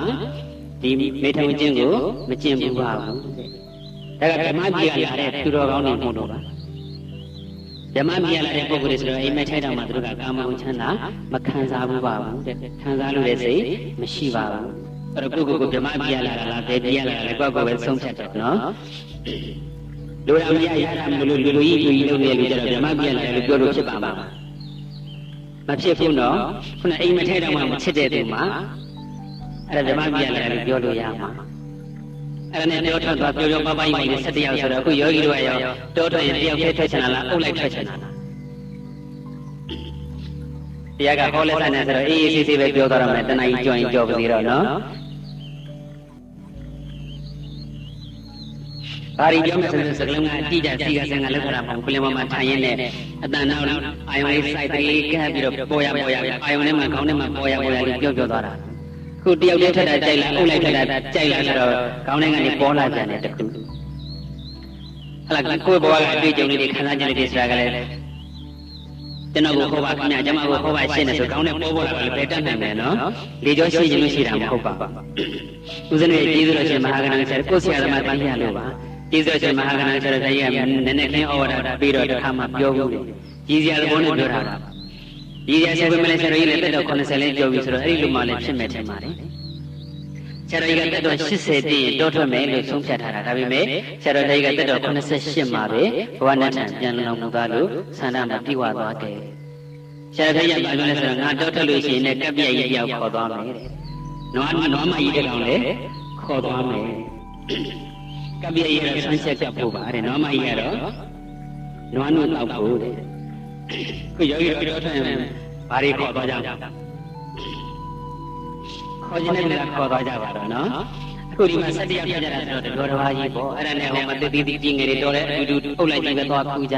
တယောက်ကဟိုမှာထူးထူးဆန်းဆန်းတစ်ပင်လေးတွေ့ဟာဒီမှာလာကြဟိဒီတိုင်းလာကြဟိဒီမှာတစ်ပင်အထူးဆန်းလေးအရွက်ကလေးတွေလည်းထားလိုက်တာအသီးလေးတွေလည်းထားလိုက်တာနှဲ့ဝင်နေတာပဲဘာသီးလေးလည်းမသိဘူးသိတယ်လို့လားဘာသီးလို့ခေါ်တယ်ဘာညာနဲ့တခါတော်တယ်မှာဆူညံပွက်နေတာပေါ့လေအဲ့ဒီမှာကိုကြီးဖျားလုံးတော့ကိုကြီးကစဉ်းစားမိတယ်ငါတို့ကလေး80သောစီစဉ်ဥစ္စာတွေလောကီအယံ80ရှာမယ်ဆိုရင်ဒီတက်မကစီစဉ်နေရမှာပါပဲလောကီစီစဉ်ဥစ္စာတွေမလို့ရင်လို့စွန့်ပစ်ထားပြီးတောထွက်ရသေးဟန်ပြုလာကမှဒီလိုတရက်ပေါ်လော်လီတဲ့အမူအရာနဲ့အုပ်ကြက်ကြက်စူးစူးညံ့ညံ့ဖြစ်နေလို့တော့မသိတော့ဘူးဒီလိုအုပ်လိုက်ပြီးတတိရှာထွက်လို့တော့မဖြစ်တော့ဘူးနောက်တစ်စားပြီးတော့ငါပဲတတိရှာထွက်တော့မယ်တန်တဲ့လူတွေကိုကြောင်းတယ်ပဲကိုယ့်ကိုတရားထုတ်ကြပါစေအဲ့လိုနှလုံးသွင်းပြီးတော့ကြောင်းပြန်ရတယ်ပြောတာပေါ့အကုန်လုံးစုဝေးပြီးတော့မနေ့ကစပြီးတော့ဟုတ်ပဲတတိရှာထွက်ပါတော့မယ်သင်တို့တရားအားထုတ်ကြပါဆိုတော့အကုန်လုံးညီတွေကဝိုင်းပြကြတော့ဟာဘယ်ဟုတ်ပါမလဲအကိုကြီးကိုဆရာတင်ပြီးတော့ကျွန်တော်တို့ယဟန်ယသိဝတ်လာတာယဟန်ပြုလာကြတာအကိုကကျွန်တော်တို့ရဲ့ဆရာအရာမှနေပါဒါကြောင့်အကိုကြီးရှာမထွက်ပါနဲ့တတိရှာမထွက်ပါနဲ့ညီမလေးလည်းပဲမိန်းကလေးဖြစ်နေလို့တတိရှာမထွက်ပါနဲ့ညီမလေးရဲ့အဖော်ဖြစ်နေလေအဖော်မကအတူတူနေခဲ့ပါဒီတော့ကိုเจ้าနဲ့မှ3ယောက်နေခဲ့ဆိုတော့10ယောက်ပြည့်ကျန်တယ်ကျွန်တော်တို့အမျိုးသား10ယောက်ညီကို6ယောက်နဲ့တငယ်ချင်းရဲ့ကျွန်းယောက်ျားရဲ့ဒီ10ယောက်ကပဲတတိရှာထွက်ပါမယ်ဆိုပြီးတော့ဝိုင်းပြီးတော့ရှောက်ထားကြတယ်အဲ့ဒါနဲ့အကိုကြီးရဲ့ညီမလေးရဲ့အဖော်မလေးရဲ့သူတို့3ယောက်ကကျောင်းနိုင်ငံမှာပဲနေခဲ့ကြတယ်တရားအထုတ်ရင်နေခဲ့ကြတယ်10ယောက်ကအလှည့်ကျတတိရှာထွက်ကြတယ်10ယောက်လုံးပြုံထွက်တာတော့မဟုတ်ဘူးနော်10ယောက်နေပြီးနဲ့ခွဲရန်ချပြီးတော့ဒီနေ့ဘယ်သူနောက်နေ့ဘယ်သူအစဉ်အတိုင်းအလှည့်ကျဆုံးတတိရှာထွက်ကြပါတယ်တတိရှာထွက်ဒီရေကန်ဆက်သူတို့နေကြတာကလည်းကြာမျိုး၅ပါးနဲ့ပြည့်စုံတဲ့ရေကန်ဆက်ကလေးမှာကျောင်းနိုင်ငံလေးဆောက်ပြီးတော့နေကြတာအဲ့နဲ့ရေကန်ဆက်လေးမှာဇေယျလေးသူဆောက်တာကြောက်ချလေးလည်းတင်ထားအဲ့ဒီမှာရှာလို့ရလာတဲ့တတိတွေကိုအစု17ပုံအပုံ17ပုံပုံပြီးတော့ကိုယ်ပုံလေးကိုယူသွားပြီးတော့တတိရှာလိုက်တော့ကိုเจ้าမှာသွားပြီးတော့စားကြောက်စီလေးထိုးထားခဲ့တယ်စီလေးတီးထားခဲ့လိုက်တယ်စီလေးတီးထားလိုက်စီတန်ကိုအာရုံပြုပြီးတော့မှဟောငါတို့တွေစားစရာဖြစ်ပြီးတွေဝေပုံကြချပြီးသွားပြီဆိုပြီးတော့အစဉ်အတိုင်းမှာပဲလဲကြထွက်လာတယ်ဘုံเจ้าကတပါးကထွက်လာကိုယ်ပုံလေးယူသွားနေရာလေးတတ်မှတ်ပြီးတာပါပဲကိုယ်ပုံလေးကိုယူသွားကိုเจ้าပြန်ကိုเจ้าမှာပဲအေးစစ်စစ်စားအဲ့လိုနဲ့ယဟန်တရားတွေအားထုတ်ကြပါတယ်သူတို့ရဲ့အကျင့်ကပြင်းထန်တဲ့အခါကျတော့တရားမင်းအလုံးသိကြလာနိုင်မို့ဇတ်တော်ဒီမှာလာတဲ့တရားမင်းကြောက်ကြပါဖြစ်တော့ကြောက်ကြတင်းသွားပြီဘန္ဓုကကြောက်ကြကြီးတင်းသွားပြီကြောက်ကြတင်းရခြင်းအကြောင်းကတော့ကြောက်ကြတင်းတဲ့အခါမှာတရားမင်းကစိတ်တုံ့တယ်ဘာလို့တုံ့လို့လဲဆိုတော့ငါနေရာဘယ်နာလာရှုမလို့လည်းမသိဘူးအောက်ကလူပြေကလူကြီးကျင့်ပြင်းထိုင်မှဆိုတော့တေသွားလို့ဆိုရင်တရားဖြစ်မှာဘူးသူကလည်းတရားစီစဉ်တရားနေရာလျှော့ကြမှာတော့မပူဘူးလားပူတယ်နော်ဒါတော့မှသောတာပန်တရားသောတာပန်တရားတော့မှကိုယ်နေရာလေးတောက်တော့မှစိုးရိမ်ပါတယ်အဲ့ဒါနဲ့အောက်ကရတိတွေကကျင့်ပြင်းတဲ့တောက်တဲ့ရက်တင်းလာဟာဒုက္ခပဲငါနေရာပြန်လာလို့လည်းမသိဘူးအောက်ငုံကြည့်လိုက်တော့ရတိတွေ17ယောက်17ပါးပေါ့လေရတိ17ပါးထူးထူးချမ်းချမ်းနဲ့ကျင့်ကြံကြုတ်ကိုအားထုတ်နေတာတွေ့သူတို့တွေကာမဂုဏ်ချမ်းသာကိုခံစားခြင်းနဲ့စိတ်ရှိလားမရှိလားငါသွားစမ်းသပ်ကြည့်ဦးမှာပဲတကယ်လို့ကာမဂုဏ်ချမ်းသာခံစားခြင်းနဲ့စိတ်ရှိတယ်ဆိုရင်တော့သူ့နေရာလူတော့မှာဘူးဒါကြောင့်မို့သူကသူ့နေရာလေးလဲခြင်းလို့အောက်ကိုစုံစမ်းရေးဆင်းတော့တာအဲဒီယသိတွေကာမဂုဏ်ခံစားခြင်းနဲ့စိတ်ရှိလားမရှိလားငါစုံစမ်းဦးမှာပဲဆိုပြီးတော့ဆင်းလာပြီးတော့ဒီတတိဝေဘုံညာ17ပုံနောက်ပိုင်းကျတော့တတိတောင်မချတော့ပါဘူးဝေသွားတတိရှာနေတရားထုကြီးပြက်တယ်ဆိုပြီးတော့ကြာကန်ထဲမှာရှိတယ်ကြာဆွဲကြာရင်းလေးတွေပဲချိုးပြီးတော့ကြာဆွဲကြာရုပ်လေးတွေပဲစားပြီးတော့ကြာဆံလေးတွေပဲစားပြီးတော့တရားအထုတ်နေကြတာအဲ့ဒါကြာဆွဲကြာရုပ်ကြာဝတ်ဆံလေးတွေ17ပုံပုံထားတယ်အဲကြောက်စီထိုးပြီးပြီဆိုတာနဲ့အကိုကြီးရဲ့ဘုရားအကိုကြီးရဲ့အပုံကြီးကိုသူကဆွတ်ထားလိုက်တယ်အဲကြောက်စီထွက်လာကိုကြောင်ငန်းလေးနဲ့ထွက်လာတရားလုံးလေးကသူ့အပုံရှာမတွေ့တော့အဲငါအပုံတော့ဘယ်လိုယူလဲမသိဘူးဘုဘကအပုံမရှိမလို့စိတ်မွေးရလားမမွေဘူးကိုယ်အပုံလေးပြောင်းနေဆိုတော့လေအော်မေ့သွားလို့ထင်ပါရဲ့ငါတို့ဝိသုချန်တဲ့ဘုမေ့သွားလို့ထင်ပါရဲ့ဆိုတော့ဒီတိုင်းနဲ့လက်ချက်ကလေးနဲ့ကိုကြောင်ငန်းပြန်သွားရေလေးတောက်ပြီးတော့တနေ့လုံးတရားအားထုတ်နောက်တနေ့နောက်တယောက်ကကြာစေအရှာထွက်ဒီလိုပဲကြောက်စီလေးထိုးသူ့ဝေစုလေးယူသွားကျန်တဲ့လူတွေကထဲကျထွက်လာရသေးစရာကြီးကထွက်လာကြည့်လိုက်တဲ့အခါကျတော့သူ့ဝေစုကမရှိကြဘူးဂျာမင်းကဖွက်သွားတယ်မနေ့ကတော့မေးလို့ထင်ပါတယ် ဒီနေ့တော့ငါမှအပြစ်တစ်ခုခုရှိလို့ငါ့ကိုအပြစ်ပေးတဲ့သဘောဖြစ်မယ်ဘုရားပုံလူယူရဲ့လားမလူယူဘူးနော်သူတော်ကောင်းပုဂ္ဂိုလ်အဲ့ဒါနဲ့ကိုဒီတိုင်းပဲပြည့်ချင်တဲ့ကြောင်းပြန်သွားရေလေးတောက်ပြီးတော့ပဲမြတ်တာတတိယနေ့နေကြတော့လေတရားများကဖွက်ထားပြန်ရောဘုရားလုံးတွေကပြောနေတဲ့သူ့ဝေဆိုတာမရှိတော့ဘူးဟိုနေ့ကတော့မေးလို့မနေ့ကတော့အပြည့်ရှိလို့ဒီနေ့တော့ငါမှငါ့ကိုအပြည့်မြင်နေကြတာသိကြပြီဒါကြောင့်တို့အားလုံးကိုစီးဝေးပြီးတော့ငါမှဘာအပြည့်ရှိလဲဆိုတာပြောခိုင်းပါပဲအပြည့်ငါမှတကယ်ရှိတယ်ဆိုရင်တော့အားလုံးကိုတောင်းပါမှာပဲဆိုပြီးတော့ရသေးဆရာကြီးကဘုရားလုံးတွေကကြောက်စီထိုးလိုက်တယ်ညနေပိုင်းချိန်လေးပေါ့လေနေ့လည်းပဲသူဘာမှမစားတော့ပါဘူးသူပဲရေလေးတောက်ပြီးတော့တရားအထုံညနေအခုလိုချိန်မျိုးပေါ့လေ9နာရီ6နာရီနေဝင်ရီတရောညနေချမ်းလေးချိန်ကြတော့မှကြောက်စီလေးထိုးကြောက်စီထိုးတော့အားလုံးကိုကြောင်းတဲ့ငန်းလေးတစ်ပါးချင်းကြွလာခုနကြောက်စီဘယ်သူထိုးတာလဲကျွန်ုပ်ထိုးတာပါဘာကိစ္စမှရှိလို့ပါလဲသူတို့ကအကြောင်းကိစ္စမရှိဘဲနဲ့တရားနဲ့တွေ့ကိုမတွေ့ကြဘူးကိုတရားတယောက်တည်းနဲ့စိတ်ထဲထားဆိုတဲ့မူဝါဒနဲ့တရားအချုပ်နေကြတာဘာကိစ္စရှိလို့ပါလဲဆိုတော့ကိုတနေ့ကကြာဆွဲကြာယူဘယ်သူရှာထပ်တာလဲကျွန်တော်ရှာထပ်တာပါမတက်ရပြရသေးတပါးအဲ့ဒီနေ့ကကျွန်ုပ်တို့များဝေစုလေးပုံထားမိရဲ့လားဟောတိချပုံထားပါတယ်ရသေးအကိုကြီးအကြီးဆုံးပုံကိုပုံထားတာပါအကိုအကြီးဆုံးဆိုပြီးတော့သူများတက်ကိုပုံကကြီးပါတယ်အေးဒါပေမဲ့ငါတော့မရဘူးကဲမနေ့ကရောဘယ်သူကြာဆွဲရှာထပ်တာလဲကျွန်တော်ရှာထပ်တာပါတပည့်တော်ရှာထပ်တာပါငါ့တဲ့ဝေစုမထားမိရဲ့လားဟောသူရင်းချာချာကိုထားတာပါအကိုကြီးပထမဆုံးအကောင်းဆုံးအမောင်မြတ်ဆုံးအတန်ဆုံးလေးတွေရေးပြီးတော့ကိုထားတာပါအေးသင်္ကန်းထားတဲ့ကြတာငါတော့မနေ့ကလည်းဝေစုမရဘူးကွယ်ကဲဒီနေ့ရောဘယ်သူရှာထားတာလဲတပည့်တော်ရှာထပ်တာပါငါတဲ့ဝေစုမထားမိရဲ့လားသူရင်းချာချာကိုထားတာပါအကိုကြီးသင်္ကန်းထားတဲ့တွေ့မဲ့ငါတော့ဒီနေ့လည်းပဲဝေစုမရဘူးစားကြည့်လို့ပြောတာဟုတ်ရဲ့လားမဟုတ်ဘူးနော်အပြစ်ရှိရင်ဝင်ချတောင်းပန်ခြင်းလို့ပါကိုတနေ့ကတော့ဘူးသွားလို့ပဲဝေစားမိတယ်မနေ့ကတော့အပြစ်ရှိလို့ပဲဝေစားမိတယ်ဒီနေ့တော့မထားဘူးဆိုတော့ငါမှအပြစ်ရှိတာသိရတာပြီဒါကြောင့်ကျွန်တော်မှအပြစ်တွေရှိလို့ရှင်လည်းပြောကြပါအဲ့ဒီအပြစ်ကိုကျွန်တော်ဝင်ချတောင်းပန်ပါမယ်တကယ်လို့အပြစ်မရှိဘဲနဲ့ဒီ7ယောက်ကတရားယောက်ကခိုးစားတာဆိုရင်တော့မသိတော့ဘူးဂရေ80တော့ဒီစည်းဥစ္စာတွေဆွန့်လွတ်ပြီးတော့ရသေးရန်ပြုလာပြီးကမှဒီပါမဟုတ်တဲ့ကြာဆွဲကြာရွကြာဝတ်ဆံလေးတွေကိုခိုးစားတယ်ဆိုရင်တော့ဘယ်သိတော့ပါမလဲတို့7ယောက်ထဲမှာတော့ကြာတော့တော့ရှိကိုရှိနေပြီဘယ်သူလဲဆိုတာစုံစမ်းမှဖြစ်မယ်ဒါကိုယ့်ဘာသာကိုသိကြပါအဲ့လိုပြောတော့ကျန်တဲ့လူတွေကလေဒီစကားကြားအမတန်စိတ်သက်မှန်းပါတကယ်သူတော်ကောင်းပုဂ္ဂိုလ်ကြီးခိုးတယ်ဆိုတဲ့စကားဘယ်ကြားရပါမလဲတကယ်လည်းတယောက်ချင်းတယောက်ကဘယ်သူမှခိုးတာမှမဟုတ်ဘူးကိုယ်လည်းမခိုးဆိုတော့တခြားလူများခိုးလေသလားတန်တရားလေးတော့ရှိကြမှာပေါ့ဩတော်တော်ဆိုတာပဲအကိုကြီးကိုတလောက်တော့နှိမ့်ဆက်လိုက်ကြတာအသီးသီးလေးတူးနေကြတာပေါ့အဲ့ဒါနဲ့အဲ့ဒီမှာဒုတိယမြောက်ကိုပေါ့ခုနဘုရားလည်းအကြီးဆုံးဆိုတော့ဒုတိယမြောက်မောင်ရွှေပေါ့မောင်ရွှေနှစ်ပေါ့လေအဲ့ဒါမောင်ရွှေနှစ်ကမတ်တရပြီးတော့ဆရာကြီးအကိုကြီးပဲထားလိုက်ပါလို့ပြောရတာပို့ပြီးတော့အားရပါအကိုကြီးကျွန်တော်ဒီကြာဆွဲကြာရွတွေမခိုးဘူးဆိုတာကိုတက်တည်ပြပါစေမခိုးဘူးဆိုတဲ့အကြောင်းကိုကျင့်စာဆိုပြရစီကဲဒါတည်းလဲဆိုပေါ့ဆိုတော့အဲ့ဒါဒုတိယမြောက်ကိုပေါ့အလောင်းလေးတွေနဲ့ပြောမယ်ဆိုခုနအကိုကြီးဆုံးကဖရာအလောင်းအခုဒုတိယမြောက်မောင်ရွှေကတော့အရှင်သာရိပုတ္တရာအလောင်းပါအဲ့ဒါအရှင်သာရိပုတ္တရာအလောင်းကကျင့်စာဆိုတယ်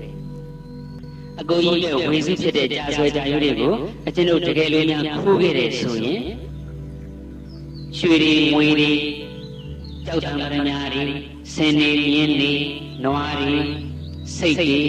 အစရှိတဲ့တက်ရှိတဲ့မဲ့ကာမဂုဏ်ချမ်းသာတွေကျွန်တော်ရဲ့မိမအစရှိတဲ့တက်ရှိတဲ့မဲ့ကာမဂုဏ်ချမ်းသာတွေနဲ့လည်းပြည့်စုံဇနီးမယားသမီးသားတွေနဲ့ကာမဂုဏ်ချမ်းသာတွေကိုပြည့်ပြည့်ဝဝကြီးခံစားရတဲ့သူဖြစ်ရပါစေ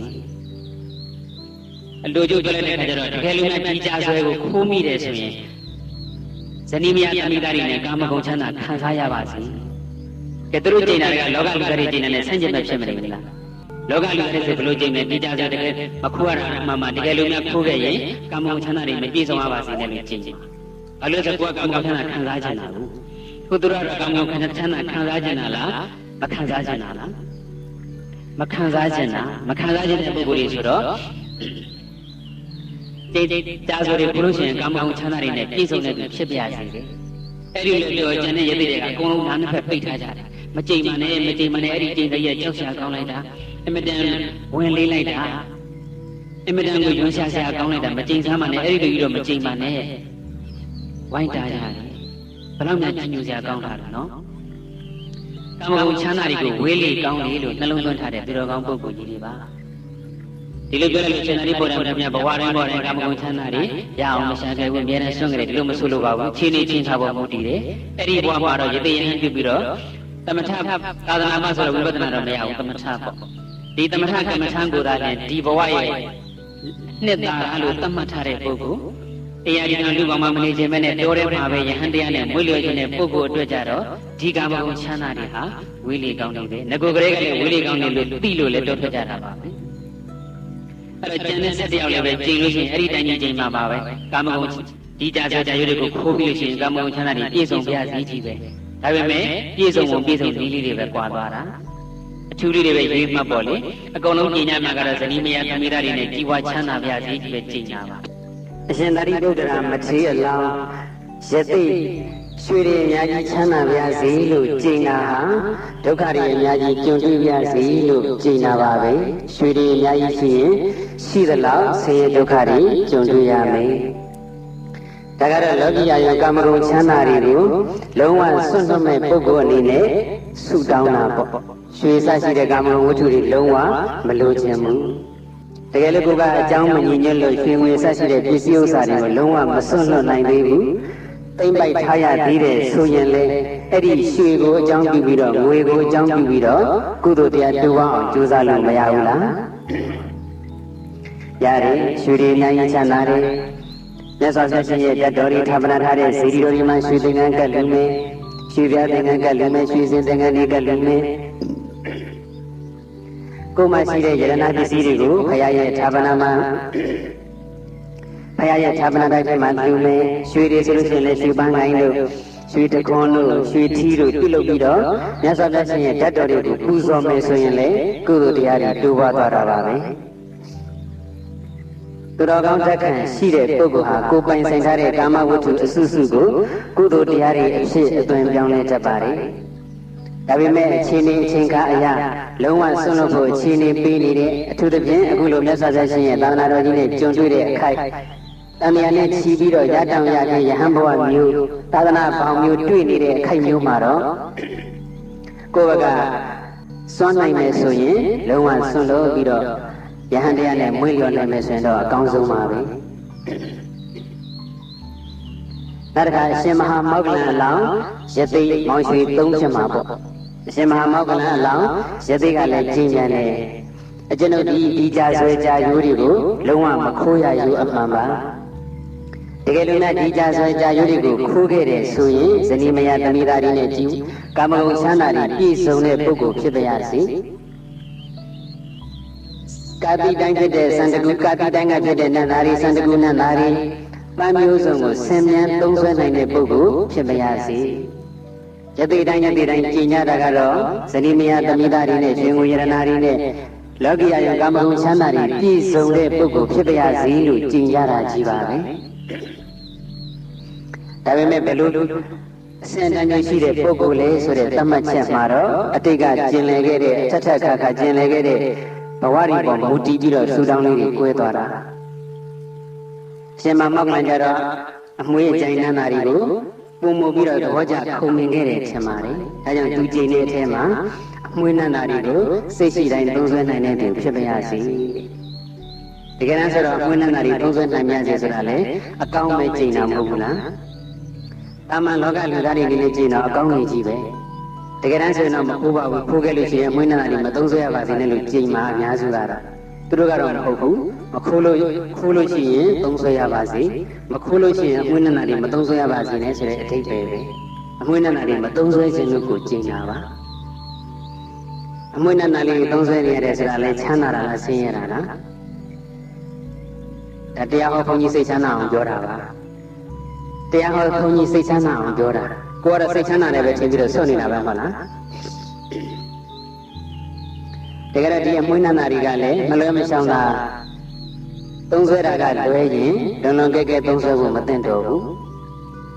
အမွှေးနဲ့နာရီဆိုတာကကမာတိကိုပြည့်စေတယ်ဦးဇင်းတို့လည်းလူဝိကြောင့်ဘဝတုန်းကအမွှေးနဲ့နာသဘောကျတာပါပဲအပြင်ထွက်ပြီးဆိုရင်ရေမွေးဆွတ်တယ်ကြောင်းသွားပြီးဆိုလည်းရေမွေးဆွတ်တယ်ရှစ်တန်းလောက်ကစပြီးတော့ပေါ့လေအဲ့ဒါအပြင်မှာရေမွေးဆွတ်ရတဲ့နဲ့ကွာအားမရဘူးအမှန်ကတော့ကိုယ့်ရဲ့ရေမွေးရနံ့ဆိုတာကကိုယ်တိုင်သိမရပါဘူးတစ်ချက်ကလေးမှာ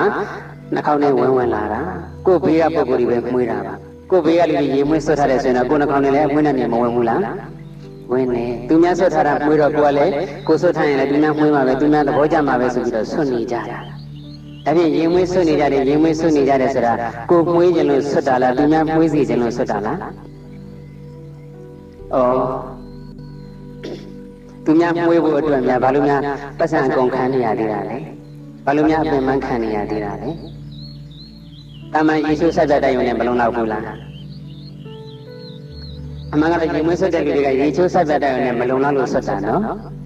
ကိုယ်လည်းအပါဝင်ဖြစ်ခဲ့တာပါခုတော့ဘုန်းကြီးဆိုတော့ပြောအားရှိပြီပေါ့နော်ကိုမဆွတ်မှမဆွတ်ရတာဘူးရေမွေးတယ်မဆွတ်ရတာမဟုတ်ဘူးစင်းတို့ဘုန်းကြီးတွေဆိုတာကစပြတိုက်တာတောင်မှ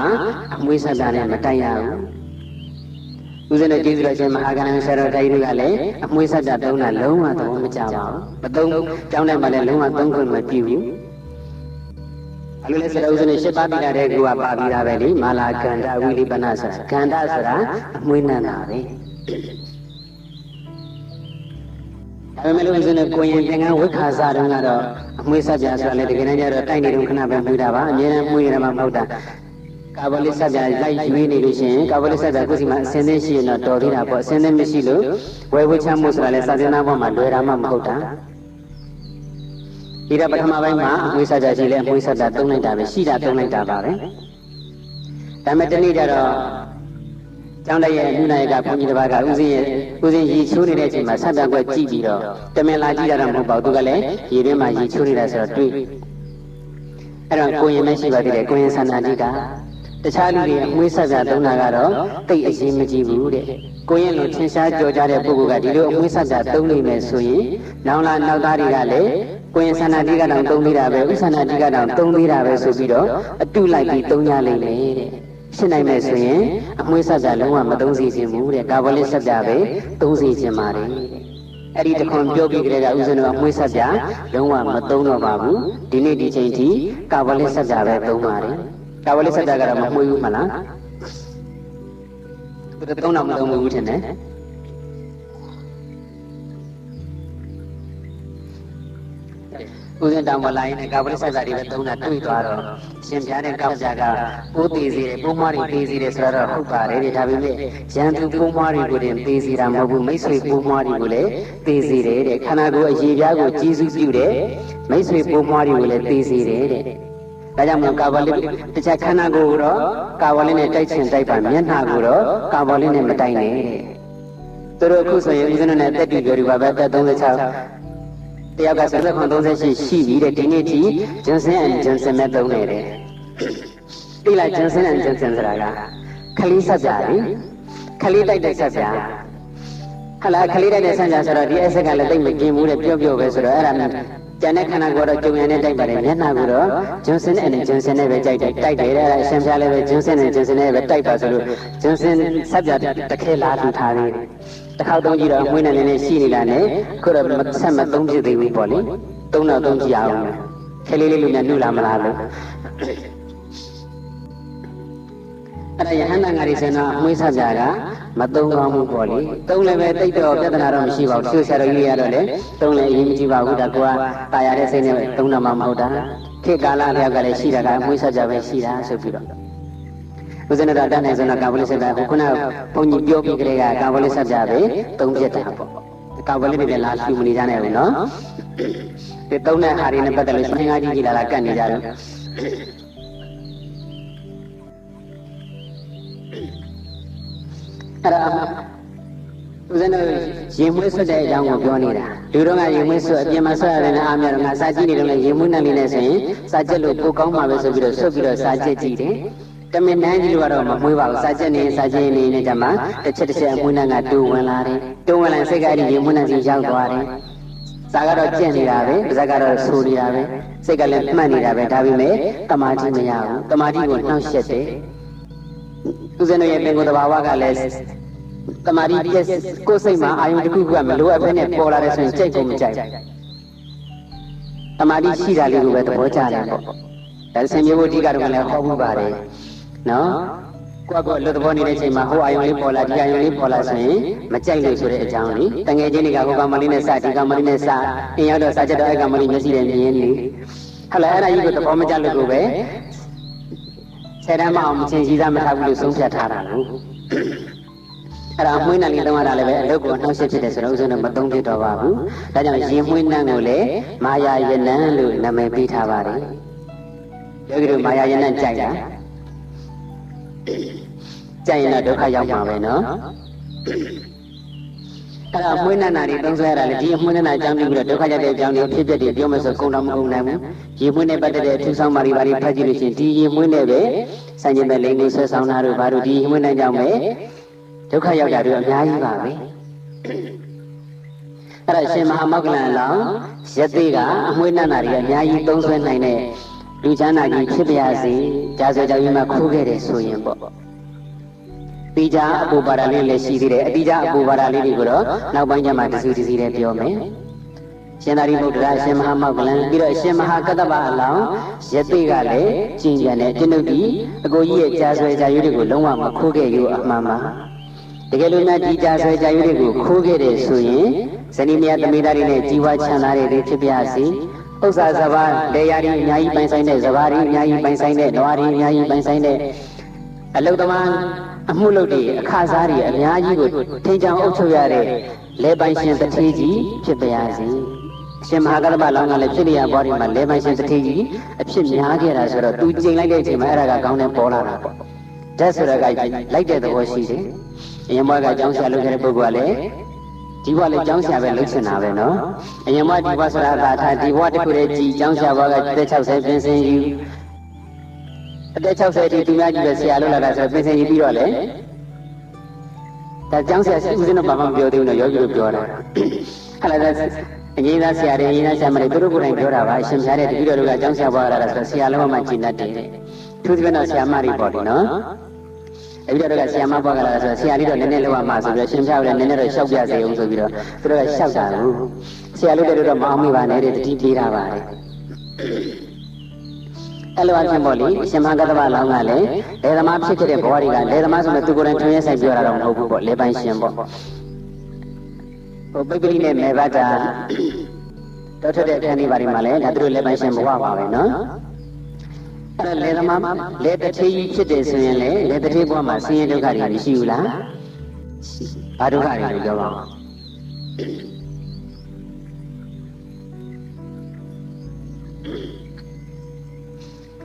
အများကြီးပေါ့လေသမားဘွားဆိုလေသမားလုပ်တဲ့ပုဂ္ဂိုလ်တွေမှာပိုသိမှာပေါ့ကိုလေကအမြင်နဲ့ကိုမလားလို့သူများကကိုလေမှာစဘာမထွက်အောင်စဘာတွေပြအောင်လုပ်တာလုပ်တဲ့ဒုက္ခတွေလည်းရှိမှာပဲစဘာခိုးခံရတာစဘာခိုးယူသွားတာလည်းရှိမှာပဲတောင်းထားတဲ့ပုထဲကစဘာသူများခိုးသွားတာလည်းရှိမှာပဲအများကြီးပဲနော်ရှင်မင်းကစဘာဘယ်နဲ့ပြင်သွင်းရမယ်လို့ပြောလို့စဘာမထွက်တဲ့ခြားတွေကအပြင်ကဝယ်ပြီးသွင်းရတာလည်းမရှိဘူးလားရှိတယ်ရှိခက်ကပြောတာပါအဲ့ဒီလိုအမြင်ပေါ့လေမိုင်းရှင်တထေးကြီးဆိုလို့ရှိရင်လည်းသူ့မှာဒုက္ခတွေကအများကြီးပါပဲကြာဆိုကြာယူခိုးခဲ့လို့ရှိရင်တော့လေမိုင်းရှင်တထေးကြီးမဖြစ်ပြစေနဲ့လို့ဒိဋ္ဌနာဟုတ်အဆူတောင်းတာဟုတ်ရဲ့လားမဟုတ်ဘူးဆိုလိုတာကတော့လေမိုင်းရှင်တထေးကြီးမဖြစ်ချင်လို့ကိုယ်ပဲဆူတောင်းတာပါပဲအရှင်မဟာကတ္တဗလောင်းကျင့်ပြီးတဲ့အခါကျတော့အရှင်အနုရုဒ္ဓလောင်းကလည်းကျင့်ကြံတယ်အရှင်နုရုဒ္ဓဒီရှင်သာရိပုတ္တရာတို့ရှင်မမောက္ကလန်တို့ဆိုတာကတော့အလုံးနာယူဝပြီးသားပါနော်အရှင်သာရိပုတ္တရာမထေရမြတ်ကလက်ရယံပညာဤတတဲ့အရှင်မဟာမောက္ကလန်ကလက်ဝဲယံတကူဤတတဲ့ခုနအရှင်မဟာကတ္တဗကဒုတင်အရာမှာဤတတဲ့အခုအရှင်နုရုဒ္ဓဆိုတာကဒိဗ္ဗစက္ခုအဘိညာဉ်အရာမှာအသာဆုံးအမြတ်ဆုံးဤတတဲ့အဲ့ဒီအရှင်နုရုဒ္ဓမထေရမြတ်ကတော့ဖိရိယဘဝမှာရှင်ဘုရင်ဖြစ်ခဲ့တာများတော့အကိုကြီးရဲ့ကြာဆွဲကြာကျိုးတွေကိုကျွန်တော်မခိုးရယူအမှန်မှတကယ်လို့ခိုးခဲ့ပြီးရှိတော့သမုဒ္ဒရာလေးစဉ်ဆုံးပိုင်းခြားရှိတဲ့တဏှီပြင်လုံးကိုလွှမ်းမိုးနိုင်တဲ့မင်းတကာမင်းရဲ့ညွယုံဥခတ်ရာဖြစ်တဲ့ဧကတိမင်းကြီးဖြစ်ပါရစေကြာဆွဲကြာကျိုးခိုးခဲ့လို့ရှိရင်မင်းဖြစ်ပါရစေတဲ့ဘလောက်များကြည်ညိုစရာကောင်းတာတော့လောကလူသားတွေဆိုရင်တော့ကြာဆွဲကြာကျိုးမခိုးရယူအမှန်မှခိုးလို့ရှိ ဤစကားမှန်ပါတယ်ဤစကားမှန်ခဲ့မယ်တကယ်လို့များဒီကြဆိုကြရေးကိုကျွန်တော်ခိုးခဲ့လို့ရှိရင်မင်းမဖြစ်ပြစေနဲ့လို့ကြိမ်ပါပေါ့နော်အခုတော့မင်းမဖြစ်ခြင်းလို့ကိုယ်ပဲမင်းဖြစ်ပြစေလို့ကြိမ်တာရှင်မင်းဖြစ်တော့လေရှင်မြင့်ဒုက္ခတွေဆိုတာမရှိဘူးလားတိုင်းတွေပြည်သားအားလုံးရဲ့တာဝန်ဟာသူ့တာဝန်ပဲလူမှုရေးစီးပွားရေးအကုန်လုံးသူ့ကောင်းမှုမှာရှိနေတယ်ဘုရားသွားစစ်စစ်တော့တိုင်းပြည်မှာလှည့်လည်ပြီးတော့စနေနာရဖြစ်ပေါ်လာတဲ့မှုကိစ္စတွေကိုဖြေရှင်းပေးရရှင်မင်းမသိဘဲနဲ့ဆုံးဖြတ်လို့မရတဲ့ကိစ္စတွေကလည်းအများကြီးရှိတာကိုဒီကြားထဲမှာဆုံးဖြတ်တာမှားသွားလို့ပဲဖြစ်ဖြစ်တရားစီရင်တာမှားသွားလို့ပဲဖြစ်ဖြစ်အကုသိုလ်တွေကတူပါအောင်မယ်အဲ့ဒီအကုသိုလ်တွေနဲ့ပြီးဒီတော့အသုံးမချတတ်ဘူးဆိုတော့ရှင်မင်းဘဝဆိုတာလေအပယ်လေးပါးနှခမ်းဝမှာတည်နေတာပဲအပယ်လွတ်တဲ့အပယ်ကျစီနေတဲ့အကုသိုလ်တွေရှောင်နိုင်တယ်ပဲထားပါဦးစိတ်မကြပါဘူးပင်ပန်းပါတယ်အများစုကတော့ရှင်မြတ်စဉ်စိတ်ကြတယ်ပဲထင်တာပေါ့နော်ကြားတယ်ရှင်မင်းလည်းအဲ့ဒါရှင်ကြားဆိုကြယူအဲ့ဒါဒုံဝလွန်နိုင်တဲ့ပုဂ္ဂိုလ်နဲ့လည်းကြည့်ပါပဲမရှိဘူးဆိုရင်သူတို့ရဲ့ဘဝတည်းတစ်ခုချင်းကြည့်ပါကတော့ဖမ်းဘူးအဲလုပ်ငန်းကြတော့ကိုယ်လည်းမဟာရီကိုလက်အောင်နေတာကြစုလို့ဆက်ဆံသူတို့ရဲ့ဒုဝတာရီကိုကြီးထောက်ပံ့ပြီးဆိုင်ရင်စပါးတွေကိုလည်းပြင်းပြင်းပေးတတ်တဲ့ပူပြီးအခုလိုတရားနဲ့ပါတွင်ခါကြီးကြည့်ရလို့ရှိရင်လည်းအထူးအနေနဲ့အထူးဆုချတဲ့သဘောနဲ့အထူးတန်းနေပြီးအဲ့ဒီလိုဆိုရင်လည်းကုသိုလ်တရားတွေတူပါဘူးလားတူပါပါပြင်ဖြစ်တယ်ဆိုတာလေတကယ်တမ်းကျတော့ဦးဇင်းတို့မြတ်စွာဘုရားလောင်းဆိုတာလေဖြစ်ရဘဝတရားမှာရှင်မြင်းဒီအများကြီးဖြစ်ခဲ့တာပါနောက်ဆုံးဘုရားဖြစ်တဲ့ဘဝမှာလည်းမင်းမျိုးမင်းနွယ်ပါပဲရှင်မင်းဘဝဆိုတာပါရမီဖြည့်ဖို့အကောင်းဆုံးဘဝပါပဲတိုင်းပြည်ပြည်သားတွေကကိုယ့်လက်ထဲမှာရှိနေတာလေတိုင်းပြည်ပြည်သားတွေကိုကောင်းဆိုးအောင်လေကိုယ်ပဲလုပ်လို့ရတယ်သူတော်ကောင်းစိတ်ဓာတ်ရှိမယ်ဆိုရင်တိုင်းပြည်ပြည်သားတွေကောင်းအများကြီးလုပ်လို့ရတယ်ပါဇက်ကလေးတစ်ခွန်းဟလာရုံနဲ့လုံငန်းကြီးတစ်ခုတိုင်းပြည်ပြည်သားတွေအတွက်အကျိုးရှိမဲ့လုပ်ငန်းကြီးတစ်ခုအောင်မြင်သွားတယ်ဥပမာဆိုတော့ဆယ်တစ်ခုဆောက်တဲ့ဆိုတော့နေရာတနေရာမှာတမ်းသူလည်းသမားတွေအတွက်ရေလိုတယ်ဒီနေရာလေးဆယ်ဆောက်လိုက်လို့တစ်ခွန်းလေးပြလိုက်တဲ့ဆယ်ကြီးဖြစ်သွားတယ်ဆိုရင်ဒီပါဇက်လေးတစ်ခွန်းနဲ့တောင်းသူလည်းသမားတွေမှာအများကြီးအကျိုးရှိမသွားဘူးလားအကျိုးရှိသွားတယ်ကဲဒီမြစ်ကိုဖြတ်ပြီးတော့တကားဆောက်လိုက်ပါတခွန်းလေးပြလိုက်တဲ့တကားကြီးတစ်စင်းပေါ်သွားတယ်လမ်းမဆက်သွယ်ရေးတွေကောင်းသွားတယ်တွေစိတ်ချမ်းသာဘယ်လောက်နဲ့အကျိုးကြီးထားတယ်စေတနာသာရှိမယ်ဆိုရင်ရှင်ဘုရင်ဘဝဟာပါရမီဖြည့်လို့သိကောင်းတဲ့ဘဝပါဝတ္တန်တရားမင်းကြီးတို့နေစဉ်6သိန်းကုန်ကြခံမနဲ့ကြီးတွေထိုးပြီးတော့လူဘယ်လောက်ပြောစရာကောင်းထားတာအဲကြောင့်ကိုကတကယ်လို့ရှင်ရှင်မရင်ဆိုလို့လေနံပါတ်1နေရာကိုရတဲ့လူမျိုးမှဆိုလိုတာမဟုတ်ပါဘူးကိုမျိုးနဲ့ကိုခရိုင်နဲ့ကိုတိုင်းနဲ့ကိုနောက်ဆုံးကိုဌာနလေးနဲ့ကိုအကြီးအကဲဖြစ်နေတဲ့ပုဂ္ဂိုလ်ဆိုလည်းသူဌာနနဲ့ပြီးတော့မင်းမဟုတ်ဘူးလားမင်းမယ်ဌာနတစ်ခုမှာလုပ်ပိုင်ခွင့်ရှိတဲ့အရာရှိဆိုတာလည်းမင်းတစ်မျိုးပါပဲမင်းဆိုတော့လည်းငါတော့မဟုတ်ဘူးပေါ့နော်အဲ့ဒါကိုကတကယ်ကိုပါရမီဖြည့်မယ်ဆိုတဲ့စိတ်ကောင်းလေးရှိမယ်ဆိုလို့ရှိရင်ကိုဌာနကောင်းအောင်အများကြီးကြိုးစားလို့ရတယ်ကိုလက်အောင်နေတာတွေအစစရရစာဝင်ကြီးပြည်လဲအောင်အကြီးချင်းတွေပြည်အောင်ကုသိုလ်တရားတွေတို့ပေါ့အများကြီးဥဆောင်လို့ရပါတယ်ကောင်းဆောင်ဆိုတာကအောက်ကလူကကြိုက်ပြီးဖြစ်စေမကြိုက်ပြီးဖြစ်စေလှုပ်ဟိဆိုရင်လှုပ်ရတာပဲဟုတ်လားအဲ့တော့ကိုကကောင်းတာလေးတွေလှုပ်ခိုင်းနေဆိုလို့ရှိရင်အောက်ကလူတွေကုသိုလ်ကိစ္စတွေလှုပ်အများအကျိုးရှိရာရှိကြောင်းတွေလှုပ်အဲ့လိုအကုသိုလ်တရားတွေတို့ပေါ့လုပ်လို့ရတာပါပဲဒါကလုံးဝမစွန့်နိုင်ခဲ့ရင်ပြောတာပေါ့ယဟန်တရားကိုအပြည့်အဝအားထုတ်ခြင်းလို့စွန့်နိုင်ရင်တော့အကောင်းဆုံးပါပဲအရှင်အနုရဒအလောင်းပြီးတော့အရှင်အာနန္ဒာအလောင်းအရှင်အာနန္ဒာအလောင်းရတဲ့ကလည်းဘလို့ကြည်မြန်တယ်လဲဆိုတော့အကိုကြီးရဲ့ကြာဆွဲကြာယူတွေကိုကျွန်ုပ်မခိုးရယူအမှန်ပါတကယ်လို့များခိုးခဲ့လို့ရှိရင်ရှင်ဘုရင်ရဲ့အပူဇော်ခံရတဲ့မင်းတိုင်ပင်ပညာရှိအမတ်ကြီးဖြစ်ပါရစေရှင်မင်းကဆဆရရတိုင်ပင်ရတဲ့ပညာရှိအမတ်ကြီးရှင်မင်းရဲ့အပူဇော်အချင်းများကိုခံရတဲ့ပညာရှိအမတ်ကြီးဖြစ်ပါရစေဒါမှကြည့်လိုက်လို့ရှင်တော့လေတော်ကိုခွန်ကြီးတွေရပြီးတော့သိကောင်းမှာပဲလို့ထင်ပါပဲနော်ကောင်းတဲ့ပဏိကလည်းကောင်းမှာပါပဲသူတို့ကတော့တန်တရားကိုအပြည့်မြင်ကာမကိုအပြည့်မြင်တဲ့ပုဂ္ဂိုလ်ဆိုတော့အပြည့်ပဲကြည့်တယ်မင်းခယောက်ျားကန္နာတစ်ပင်ဆိုတဲ့အတိုင်းပဲရှင်ပြည့်ရဲ့အတိုင်းပဲမကံမရှင်ပြည့်နဲ့အနိကအမြဲတမ်းနေရတဲ့ပညာရှိမှဆိုတာလေကန္နာတစ်ပင်လိုပဲကန္နာမှာပေါက်နေတဲ့တစ်ပင်လိုပဲအချိန်မီပြီးလဲကျသွားနိုင်တယ်မာနတော်လည်းမကြိုက်ပါရတော်လည်းလက်မခံဆိုလို့ရှိရင်အချိန်မရွေးလုံးမပြုတ်နိုင်ဘူးလားပြုတ်နိုင်တယ်ဒါကြောင့်ကန္နာတစ်ပင်ဆိုတော့ပညာရှိမကြီးဆိုပြီးတော့နေရာကဥစားပေးခံရတော့ကောင်းနေထင်ရပြီမဲ့အချိန်မရွေးလျောကျသွားနိုင်တယ်လျောကျသွားလို့ရှိရင်ပြီးဒီဝိပယောကိုဒုက္ခဆိုတဲ့အတိုင်းပေါ့လေကိုချစ်ခင်ဖြစ်တဲ့ဂုဏ်ယာဓုကိုစွန့်ခွာရတော့စိတ်ဆင်းရဲရတယ်တခြားလည်းပဲဒုက္ခတွေကတော့အများကြီးပါပဲ ရှင်မင်းရဲ့အဓိကပညာရှိမှဆိုတော့ဒီတိုင်းဒီလုံးရဲ့အမှုကိစ္စတွေနဲ့ပတ်သက်လို့သူကြံစည်စဉ်းစားရတာပေါ့အများကြီးလေ့လာရတာပေါ့ဒါပေမဲ့လို့ကိုယ်ကပါရမီရှိနေတယ်ဆိုရင်တော့တိုင်းပြည်ကာယကောင်းကြောင်းရှင်မင်းကိုအကြံပေးမယ်ဆိုတော့ကုသိုလ်တရားတွေမတူဝနိုင်ဘူးလားတူဝနိုင်တယ်ကိုရတဲ့အခွင့်အရေးကိုလည်းကောင်းတဲ့ကိစ္စမှာအသုံးချမယ်ကိုပိုင်ဆိုင်တဲ့ပစ္စည်းမတူတွေကောင်းတဲ့ကိစ္စမှာ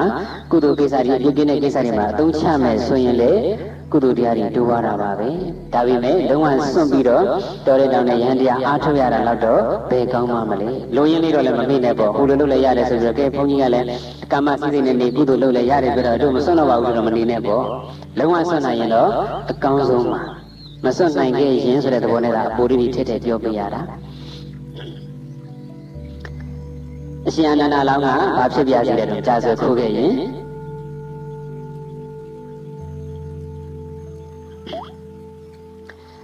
မင်းတိုင်ပင်အမိုက်မင်းတိုင်ပင်ပညာရှိဖြစ်ပါရစေတဲ့ပြီးတော့အရှင်ပုံနာဆိုတာကဓမ္မကတိကအရာမှာအသာဆုံးအမြတ်ဆုံးဒီတစ်သက်ဖြစ်ပါတယ်တရားဟောကောင်းတဲ့နေရာမှာအသာဆုံးပေါ့အဲ့ဒီအရှင်ပုံနာအလောင်းညီကို9ယောက်နဲ့ဆိုတော့အငယ်ဆုံးပေါ့လေအရှင်ပုံနာအလောင်းရသိကလည်းကျင့်ကြတဲ့ကိုကြီးရဲ့ကြာဆွဲကြာကျိုးတွေကိုကျွန်ုပ်မခိုးရယူအမှန်ပါတကယ်လို့များခိုးခဲ့ရင်တိုင်းသူပြည်သားတွေရဲ့ပူဇော်ခံရတဲ့ဗေဒင်ဆရာကြီးဖြစ်ပါစေတဲ့ဗေဒင်လက္ခဏာအကြမြင်ရတဲ့ဆရာကြီးဖြစ်ပါစေတဲ့တိုင်းသူပြည်သားတွေကယုံကြည်အားကိုးတဲ့ဗေဒင်ဆရာကြီးမနောမယဆရာကြီးဆိုတော့ဟိုကိစ္စလည်းဆောင်ရွက်ပြီးရဒီကိစ္စလည်းဆောင်ရွက်ပြီးရကိုဗေဒင်လာမိတဲ့လူဆိုတာကလည်းတောကရောက်တဲ့လူနဲ့တောကမြောက်တဲ့လူဘယ်သူများတော့တောကရောက်တဲ့သူများတယ်တောကရောက်မှပဲဗေဒင်ဆရာကြီးသတိရကြတာဘူးနော်တာမန်ဆင်ရတော့လည်းတိတ်တွက်ချင်မှတွက်မှာပေါ့လေတခုခုပြဿနာလေးရှိပြီအယောင်ဝယ်လေးတခုမေကားလေးတခုရောင်းမပေါ်လာပြီဆိုတော့ပဲပြေးတာတော့ဗေဒင်ဆရာကြီးပြေးတာဗေဒင်ဆရာကိုစိန်ချယ်လေးနဲ့ကြားရမှာလားသင်းသီးလေးနဲ့ကြားရမှာလားကန်းကောက်ကလေးဘယ်နှခက်နဲ့ဟလာနောက်ဘိန်းကိုကြားရမှာလားဆိုသူတို့ကြရသွားချကြတာမဟုတ်လား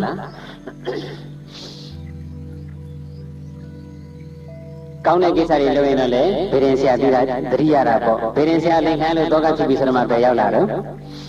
ဘုန်းကြီးတွေစီရောက်တာဘုန်းကြီးဆိုတာကနောက်ဆုံးဆင့်ထားတာနော်အများစုပြောတာပါအဲ့တော့ဗေဒင်ဆရာကလည်းတကယ်တမ်းကျတော့လူတကာရဲ့တောကကိုလက်ခံပြီးတော့နားထောင်ရဖြည့်ရှင်းပေးရဟုတ်မဟုတ်စိတ်ချမ်းသာဆိုပြီးတော့ရရချင်းချီးပြရနေဆိုတော့ဒုက္ခများတာပဲအဲ့တော့သူ့ဘဝဒုက္ခတွေတော့အများကြီးပေါ့လေဗေဒင်ဆရာတယောက်နာမည်ကြီးတဲ့ဆိုရင်တခြားအကြိုင်ဗေဒင်ဆရာတွေကလည်းမနာလိုလိုတွေဖြစ်ပြီးတော့ပစ္စည်းကြောင့်နေလို့စသည်အချင်းပေါ့ဘယ်ဘဝမှမဆိုဒုက္ခတွေကပတ်လည်ဝိုင်းနေတာပါကိုယ့်ဘဝကိုပြန်စစ်စစ်ကြည့်ပေါ့လေငါပါလေဟောငါကကျောင်းဆရာဆိုရင်တော့ဒုက္ခတွေမရှိဘူးလားကိုယ့်ကိုကျောင်းဆရာကလည်းကျောင်းဆရာလည်းဒုက္ခတွေမရှိဘူးလားရှိတာပဲဒါပေမဲ့ကောင်းကွက်ကိုရှာပြီးတော့မှကိုယ့်ရဲ့ကျောင်းဆရာဘဝကျောင်းဆရာမဘဝကနေပြီးတော့ကုသိုလ်ပါရမီအနှစ်တွေတော့ထုတ်ရမှာပေါ့ဒါပေမဲ့လွတ်မြောက်ခြင်းနဲ့ဆိုရင်လည်းအပြစ်ကိုရှာရမှာအပြစ်မမြင်မှအချစ်မဝင်တာတဲ့အပြစ်မမြင်မှအချစ်မဝင်တာအပြစ်မမြင်သေးတဲ့ကတော့အချစ်ကဝင်နေမှာပဲယောက်ျားတယောက်မိန်းမတယောက်နဲ့ဆွန့်ခွာခြင်းကြီးကွာရှင်းနေပြီဆိုတော့ဒီမိန်းမအပြစ်ကြီးပဲမရှိဘူးလားရှိတယ်ဘာဖြစ်လို့ညာဖြစ်လို့လဲဆိုပြီးတော့အပြစ်ကြီးပဲကြည်တာဒါဆွန့်ကျင်တာကိုကောင်းကျင်တယ်ဆိုတော့အပြစ်ကြီးတာလားအကောင်းကြီးပဲကြည်တာလားအကောင်းကြီးပဲကြည်တာဘုဒ္ဓလောကဒကမကြီးတယောက်ကလည်းရှောက်တယ်သူများကြောင့်နေပြီးပြောသလိုဖြစ်နေနော်ဟလာတကယ်သူ့အိမ်ကကောင်မလေးရတဲ့အရှင်တုန်းကလည်းယောက်ျားတယောက်ရခဲ့ဘူးလေတဲ့အဲ့ဒီယောက်ျားနဲ့ကကွဲသွားတယ်ရတာကလည်းဘယ်တော့ဆို16နှစ်တုန်းကရတာတဲ့အဲ့ဒါ16နှစ်တုန်းကရတစ်လခွဲလောက်ပဲပေါင်းလိုက်တယ်ဒီကောင်လေးကရုံးတက်ပြီးတော့ကွာရှင်းဝင်တောင်းလို့ကွာရှင်းပေးလိုက်ရတယ်တဲ့ရုံးမှရောက်တော့တရားသူကြီးကမေးတယ်မင်းဒီကောင်မလေးမှာဘာအပြစ်ရှိလို့လဲဆိုတော့အိမ်အောင်လည်းဖြစ်နေပြီးတော့ထမင်းရှိဝတ်တယ်တဲ့ဖန်ခုံနှန်းကစားတယ်တဲ့ကဲဒီအပြစ်နဲ့ချက်နဲ့သူကကွာရှင်းနေတာတဲ့ဒီပြစ်ကဘာမှတော့မပြောပါလောက်ဘူးတကယ်တမ်းကြတော့နော်အဲ့ဒါလူရင်းကတော့တရားတစ်ပတ်ကတော့အပြစ်မြင်ရင်တော့အချစ်ဝင်အပြစ်မြင်မှအချစ်မဝင်တာအပြစ်မမြင်တော့တော့အချစ်ဝင်နေအောင်ပါပဲအချစ်မဝင်တော့လည်းကြံဖန်ပြီးတော့အပြစ်ရှာတယ်ဖန်ခုံတာလေးလောက်နဲ့လေအပြစ်တင်တယ်ထမင်းရှိဝတ်တာလေးလောက်နဲ့လေအပြစ်တင်တယ်ကုကိလေဆိုတော့စက္ကအပွဲဝတ်တာနဲ့လေအပြစ်တင်အောင်ပါပဲအဲ့လိုအပြင်ပေါ့လေဗေဒင်ဆရာဖြစ်ပါရစေလို့ဘယ်သူကကြိတ်တာတော့ဘယ်သူအလောင်းရတဲ့ကကြိတ်တာတော့ နားထောင်ကောင်းနဲ့နားထောင်မှမှတ်မိပဲလည်းနေဦးမယ်နော်မနေ့ကတောင်မကဆင်းလာတခါတည်းကပြောတယ်အခုဒေါနဘဦးစင်းတဲ့ဘက်ကပြောတယ်ရှင်ပြဟောခဲ့တဲ့တရားတွေထဲမှာအော်လေးတော့မမေ့တော့ဘူးတဲ့အဲအော်တလုံးနဲ့တတိယလို့လည်းမဖြစ်ဘူးနော်သူကအော်တလုံးနဲ့တော့မဟုတ်ပါဘူးအော်လည်းမမေ့ဘူးငရုတ်ချက်ွေလည်းမမေ့ဘူးတဲ့အဲ့တော့ညီကို9ယောက်တည်းကဘုရားလောင်းတော်အကြီးဆုံးကကျန်တဲ့6ယောက်ရှင်သာရိပုတ္တရာအရှင်မဟာမောဂလန်အရှင်မဟာကတ္တပအရှင်နုရုဒ္ဓအရှင်အာနန္ဒာအရှင်ပုံနာ6ယောက်ကျင့်ပြီးသွားကြပြီပြီးတော့တငယ်ချင်းကလည်းကျင့်တယ်သူတို့နဲ့တငယ်ချင်းကတော့ဘာအလောင်းလျာလို့ပြမထားဘူးသူကလည်းဗာကျင့်မှန်တယ်လဲဆိုတော့ဒီကြာဆိုကြာရွေးတွေကိုကျွန်တော်မခိုးရယူအမှန်ပါတကယ်လို့များခိုးခဲ့ပြီးရှိတော့လူစဘာထင်းရေဆိုတဲ့အင်္ဂါ၄ပါးနဲ့ပြည့်စုံတဲ့ရွာကြီးကိုအပိုင်စားရတဲ့ရွာတကြီးဖြစ်ပါရစေအဲ့ဒီရွာတကြီးကလည်းတရားမင်းပေးတဲ့ရွာမျိုးဖြစ်ပါရစေတရားမင်းပေးတဲ့ရွာလိုမျိုးခိုင်မာတဲ့ရွာဖြစ်ပါရစေဘယ်တော့မှတကြီးရည်မပြုတ်တဲ့ရွာတကြီးဖြစ်ပါရစေတဲ့အမှန်ကတော့တကြီးဘဝမှာလည်းတကြီးဒုက္ခတွေဆိုတာမရှိဘူးလားအောက်ကတည်းကချက်တွေးလိုက်တော့နော်အဲ့ဒါရွာတကြီးဖြစ်ပြစေဆိုတာရွာတကြီးဘဝရဲ့စီးစိမ်ချမ်းသာတွေကိုခံစားခြင်းလို့မဟုတ်ဘူးရွာတကြီးကိုမဖြစ်ခြင်းလို့ကျင်းတာပါရွာတကြီးဆိုတာကရှေးစကလုံးနဲ့ပြောတာပေါ့ခုခေတ်လို့ဆိုတော့လေခုခေတ်စကလုံးနဲ့ပေါ့ရွာကြီးကရွာဥက္ကဋ္ဌပေါ့လေနော်ရွာဥက္ကဋ္ဌတို့မြို့ဥက္ကဋ္ဌတို့တိုင်းဥက္ကဋ္ဌတို့အဲ့ဒါတွေကခုနတကြီးဆိုတဲ့အကုန်ပါပါတယ်တခါကျွန်းယောက်ျားပေါ့မျိုးသားတွေကနောက်ဆုံးကကျွန်းယောက်ျားကလည်းပဲကျင်းပြန်တယ်သူကတော့စိတ်ဓာတ်တွေလောင်းနေရတဲ့စိတ်ဓာတ်တွေဆိုလည်းကြားဘူးပါတယ်နော်သူကလည်းပဲလူဝိကြောင့်တဲ့ကဓမ္မဂတိကမှာဣတတဲ့ပါပဲအဲ့ဒါစိတ်ဓာတ်တွေအလောင်းကျွန်းယောက်ျားကလည်းကျင်းပြန်တယ်ကျွန်ုပ်ဒီကြာဆွဲကြာရိုးတွေကိုလုံးဝမခိုးရယူအမှန်ပါတကယ်လို့များခိုးခဲ့ရင်ရွာတကြီးဖြစ်ပါစေရွာတကြီးကလည်းအပျော်ပါလိုက်စားတဲ့ရွာတကြီးဖြစ်ပါစေတနေ့လုံးရေးရွာမှုဘာမှမလုပ်ဘဲနဲ့အပေါင်းအသင်းတငယ်ချင်းတွေနဲ့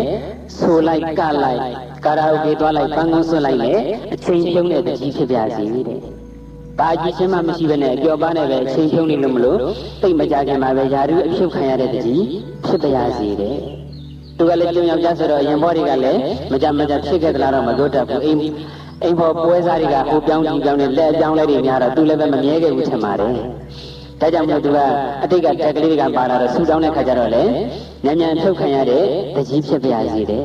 ဆူတောင်းလေးတွေကလည်းအံ့ဩစရာဘယ်လိုပဲဖြစ်ပေါ့လေအမှန်ကတော့တကြီးမဖြစ်ချင်လို့ကိုဆူတောင်းတာပါပဲတကြီးရပြမြဲဖို့ဆိုတာလည်းလွယ်ပါမလားမလွယ်ဘူးမင်းလိုလိုက်မင်းကြိုက်ဆောင်မှမြဲမှာပေါ့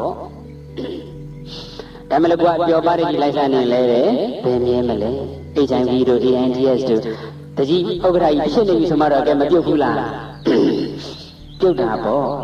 အဲ့တော့ယောက်ျားတွေအားလုံးကကုံသွားပြီနောက်မျိုးသမီးကြတော့အငယ်ဆုံးညီမအထွေးလေးကင်စနာဒေဝီကလည်းကျင်းပြန်တယ်အကျွန်ုပ်ဒီကြာဆွဲကြာရိုးတွေကိုလုံးဝမခိုးရယူအမှန်ပါတကယ်လို့များဒီကြာဆွဲကြာရိုးတွေကိုခိုးခဲ့တယ်ဆိုရင်သမုဒ္ဒရာလေးစဉ်အဆုံးပိုင်းရှိတဲ့တဏှီမျိုးလုံးကိုလွှမ်းမိုးအုပ်ချုပ်ရတဲ့ဧကရမင်းကြီးရဲ့မိဖုရားခေါင်းကြီးဖြစ်ပါရစေမိဖုရားပေါင်း16000ရဲ့အကြီးအကဲတောင်ညာဆန်ဒေဝီမိဖုရားကြီးဖြစ်ပါရစေတဲ့ခိုးခဲ့ရင်မိဖုရားကြီးဖြစ်ပါရစေဆိုတော့မခိုးခဲ့ရင်မိဖုရားကြီးမဖြစ်ပါစေနဲ့လို့ပြောတာမိဖုရားကြီးဖြစ်ပါစေလို့ကြင်နေတာဟာမိဖုရားဖြစ်ရှင်လို့လားမဖြစ်ရှင်လို့လားမဖြစ်ရှင်လို့တာမန်နေနဲ့ဆိုတော့မိဖုရားကြီးဘဝစိန်ကြတယ်လို့ထင်ရပေမဲ့မိဖုရားဘဝရဲ့ဒုက္ခတွေမြင်တယ်အမှန်ကတော့မိဖုရားဘဝရဲ့ဒုက္ခဒီလိုတတ်မှတ်ချက်ဘဝရဲ့ဒုက္ခတွေမြင်တာမဟုတ်ပါဘူးခန္ဓာဆိုတာရှိနေရင်ကိုပဲဒုက္ခတွေကမရှိဘူးလားရှိတယ်အဲ့ဒီဒုက္ခတွေကိုမြင်တာဒီကမဂုဏ်ချမ်းသာတွေကြားမှာနင်မွန်းနေမယ်ဆိုရင်ကုသိုလ်တရားတွေလည်းမေ့စိတ်အေးချမ်းချမ်းဘာဝနာလုပ်တွေလည်းမေ့တဲ့အတွက်စိတ်ဟာအမြဲတမ်းပူလောင်နေရမယ်ပိုင်ဆိုင်တဲ့ကာမဝတ္ထုတွေဆိုတာလည်းအချိန်မရွေးပြည့်စည်ဆုံးရှုံးသွားနိုင်တယ်။အဲဒီလူကဘာနဲ့အမြဲတမ်းဆက်ဆံနေတယ်။အဲဒီလိုပြည့်စည်ဆုံးရှုံးသွားတဲ့အခါအခုမိဖုရားကြီးဆိုရင်လည်းမိဖုရားယာရုကျသွားတဲ့အခါမှာအကြီးအကျယ်ဆင်းရဲဒုက္ခရောက်ရမှာ။ဒါကြောင့်ပြည့်စည်မှုတွေနဲ့ဝန်းရံနေတဲ့မိဖုရားကြီးဘဝကိုဆုတောင်းတာပါ။အခုယောဂီတို့ကကောက်ဆိုင်သမားနဲ့မိဖုရားကြီးနဲ့ဘာဖြစ်ချင်တော့အမျိုးသမီးယောဂီတွေပြောတာပေါ့။အမှန်ကမျိုးသမီးတွေမဟုတ်ပါဘူးဒေါနဘဦးစင်းတွေရောမျိုးသားယောဂီတွေကိုဖြေရမှာပဲဘာလို့လဲဆိုတော့ကိုယ်ဒီဘဝယောက်ျားဖြစ်တယ်ဆိုပြီးတော့အဝင်မြင့်လို့မဖြစ်ဘူးဘာလို့လဲဆိုတော့ နိယတဓာရိရတဲ့ဘုရားလောင်းပုဂ္ဂိုလ်တွေကလွဲရင်ယောက်ျားဖြစ်လိုက်မိန်းမဖြစ်လိုက်ယောက်ျားဖြစ်လိုက်မိန်းမဖြစ်လိုက်နဲ့တန်မြတ်မှကျင်လည်နေရတာပါဒီပုဂ္ဂိုလ်ဟာလောင်ဘလောက်ကြာလို့ရှိရင်တမ္မာသမုဒ္ဒဘုရားတဆူဖြစ်လိမ့်မယ်လို့ဘုရားတဆူရဲ့ဗျာဒိတ်ကိုရတဲ့ဘုရားလောင်းပုဂ္ဂိုလ်တွေကအဲ့ဒီဗျာဒိတ်ရတဲ့ဘဝကနေစပြီးတော့မိန်းမဘယ်တော့မှမဖြစ်တော့ဘူးယောက်ျားလည်းဖြစ်တယ်ဒါကြောင့်ဗျာဒိတ်မရခင်ရှေ့မှာတော့ယောက်ျားလည်းဖြစ်မိန်းမလည်းဖြစ်ပါပဲဦးဇင်းတို့ဂေါရမမြတ်စွာဘုရားဆိုရင်ဒီပင်ကရမြတ်စွာဘုရားလက်ထက်မှာဗျာဒိတ်ရတယ်ဒီပင်ကရမြတ်စွာဘုရားစီဗျာဒိတ်မရခင်ရှေ့မှာတော့မိန်းမဘဝတွေလည်းကြည်ကြည်ခါခါဖြစ်ခဲ့ဦးတယ်ဒါကြောင့်ဗျာဒိတ်မရခင်ရှေ့မှာတော့ယောက်ျားလည်းဖြစ်မိန်းမလည်းဖြစ်ပါပဲဦးဇင်းတို့ဂေါရမမြတ်စွာဘုရားဆိုရင်ဒီပင်ကရမြတ်စွာဘုရားလက်ထက်မှာဗျာဒိတ်ရတယ်ဒီပင်ကရမြတ်စွာဘုရားစီဗျာဒိတ်မရခင်ရှေ့မှာတော့မိန်းမဘဝတွေလည်းကြည်ကြည်ခါခါဖြစ်ခဲ့ဦးတယ်ခုတုံးတစ်ပါးဦးဇင်းတို့လူသားယောဂီတွေကမိန်းမဖြစ်ချင်လားမြတ်စွာဘုရားဟောထားတဲ့ကာထာတပုရှင်းရှင်းလေးပဲမိန်းမဘဝမဖြစ်ချင်ဘူးဆိုရင်တဲ့ကာမိတုမိစ္ဆာစာရမှုကိုမကျူးလွန်ပါနဲ့ကာမဂုဏ်မဖောက်ပြန်ပါနဲ့ကာမဂုဏ်ဖောက်ပြန်ရင်တော့အဲ့ဒီဖောက်ပြန်တဲ့အကုသိုလ်ကံအကျိုးပေးတဲ့ဘဝမိန်းမဖြစ်မယ်မိန်းမဖြစ်မလို့သေချာပေါက်မဆိုလို့ဘူးပေါ့တချို့ဘဝတွေအဓိကအကျိုးရင်းနေနဲ့ကတော့ငရဲကြမှာငရဲကလွတ်လာလို့လူဖြစ်တော့လေမိန်းမဖြစ်တတ်တယ်ဒါမှမဟုတ်လေကံလေးတော်တော်လေးကောင်းသေးတယ်ဆိုလို့ရှိရင်တော့နှစ်ဖက်ချွန်ဖြစ်တတ်တယ်အဲ့ဒါကကြည်ကြည်အောင်ပြောရတာလေအမှန်ကတော့မိန်းမရှာယောက်ျားရှာဖြစ်တတ်တယ်တဲ့နော်ဒါကြောင့်မလို့ကိုငါဟဲ့ယောက်ျားဆိုပြီးတော့ဘဝင်သိမ့်နေလို့မဖြစ်ဘူးချိန်မြင့်မိန်းမဖြစ်နိုင်တာတကယ်လို့တန်မြတ်မှာမိန်းမဖြစ်မယ်ဆိုရင်အခုတော်တော်ပါဦးစင်းကမြို့သားယောဂီကမြို့သမီးယောဂီကအကုန်လုံးပေါ့ကောက်ဆိုင်သမားနဲ့မိဖုရားကြီးဘာဖြစ်ရှင်တော့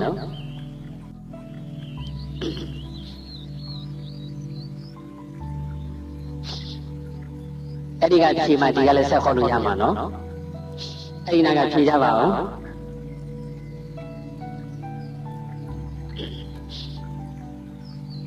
ကောက်ဆိုင်သမားနဲ့မိဖုရားကြီးဘာဖြစ်ချင်ကြတာဦးစင်းသက်ထွေးကဲအဲ့နှစ်ခုတည်းတစ်ခုခုယူရမယ်ဆိုဘာရေးမလို့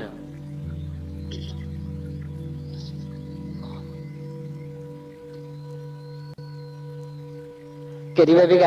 ဒကာကြီးဦးရှင်မြပြောပါဒကာကြီးဦးရှင်ဝင်ပြောပါဦးကဲနှစ်ခုလုံးဖြစ်ချင်တယ်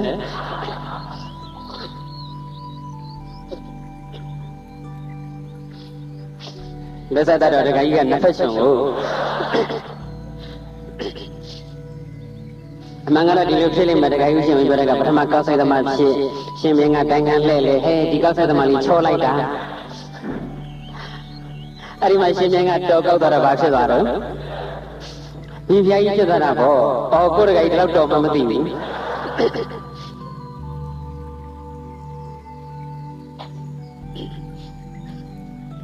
ကောက်ဆိုင်သမားပဲဖြစ်ဖြစ်မိဖုရားခေါင်းကြီးပဲဖြစ်ဖြစ်ဖြစ်တဲ့ဘဝမှာစိတ်ချမ်းသာအောင်နေတတ်ဖို့ကုသိုလ်တရားတူပါအောင်နေတတ်ဖို့ပါရမီဖြည့်တတ်ဖို့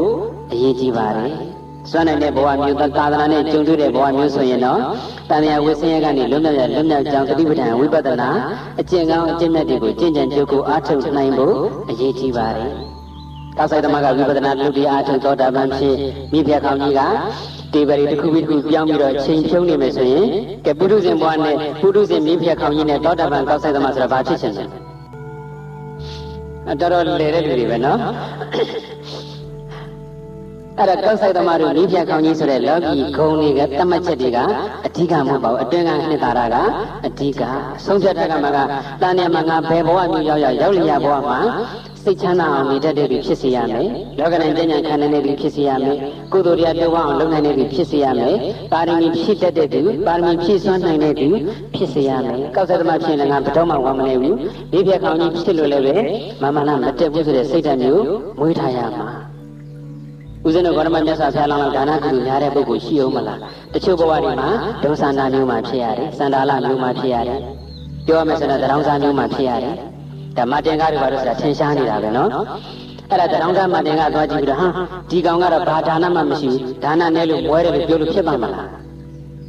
လောလောဆယ်ကတရောင်းစားဖြစ်နေပြီပဲမတင်ကားရဲ့နှလုံးသားထဲမှာတတ္တဝါတွေအားလုံးပြုထားတဲ့ဒါနကုသိုလ်တွေထက်တောင်မှများပါတယ်စကြဝဠာအနန္တမှာရှိတဲ့တတ္တဝါအနန္တပြုထားတဲ့ဒါနကုသိုလ်တွေကိုချင်းခွင်တစ်ဖက်မှာထည့်ဖရာအလောင်းတစ်ပါးတွေကပြုထားတဲ့ဒါနကုသိုလ်ကိုချင်းခွင်တစ်ဖက်မှာထည့်ဖရာအလောင်းတစ်ပါးတွေကပြုခဲ့တဲ့ဒါနကုသိုလ်ဘက်ကချင်းခွင်စောက်ထိုးကြီးပါဒါနကုသိုလ်တွေအများကြီးကိုပြုခဲ့တာပါဒါပေမဲ့တရားစားဖြစ်ရရှာတယ်သူစင်းရဖြစ်ရရှာတယ် ဖယားလိုပါရမီတွေအများကြီးပြည့်နေတဲ့ပုဂ္ဂိုလ်တောင်မှဒီလိုနှိမ့်ကြတဲ့ဘောမျိုးဖြစ်ရသေးတယ်ဆိုရင်တာမန်လူကတော့တွေးမစရာရှိပါမလားမရှိဘူးဒါပေမဲ့ဦးဇင်းတို့ဘုရားလောင်းတောင်သားဖြစ်တယ်ဆိုပြီးစိတ်တိုက်ကြရတာမကြဘူးဒိဋ္ဌမင်္ဂလိကကိုရအောင်ကိုယူသေးတာတထေးသမီးကိုတောင်ရအောင်ယူတာနော်ဦးဇင်းတို့ဘုရားအဲ့ဒါဦးဇင်းတို့ကတော့ဗာလဲပြောဂုံယူတယ်အကိုဘုရားကိုဆိုတော့ဂုံယူတာပေါ့နော်ဘုရားအမတန်မာနကြီးတဲ့ဒိဋ္ဌမင်္ဂလိကအဲ့ဒီမတန်မာနကြီးတဲ့တထေးသမီးကိုတောင်မှဦးဇင်းတို့ဘုရားလောင်းမာတင်ကတောင်းစားတယ်မာတင်ကလူဆင်းရဲကရအောင်ကိုယူသေးတာ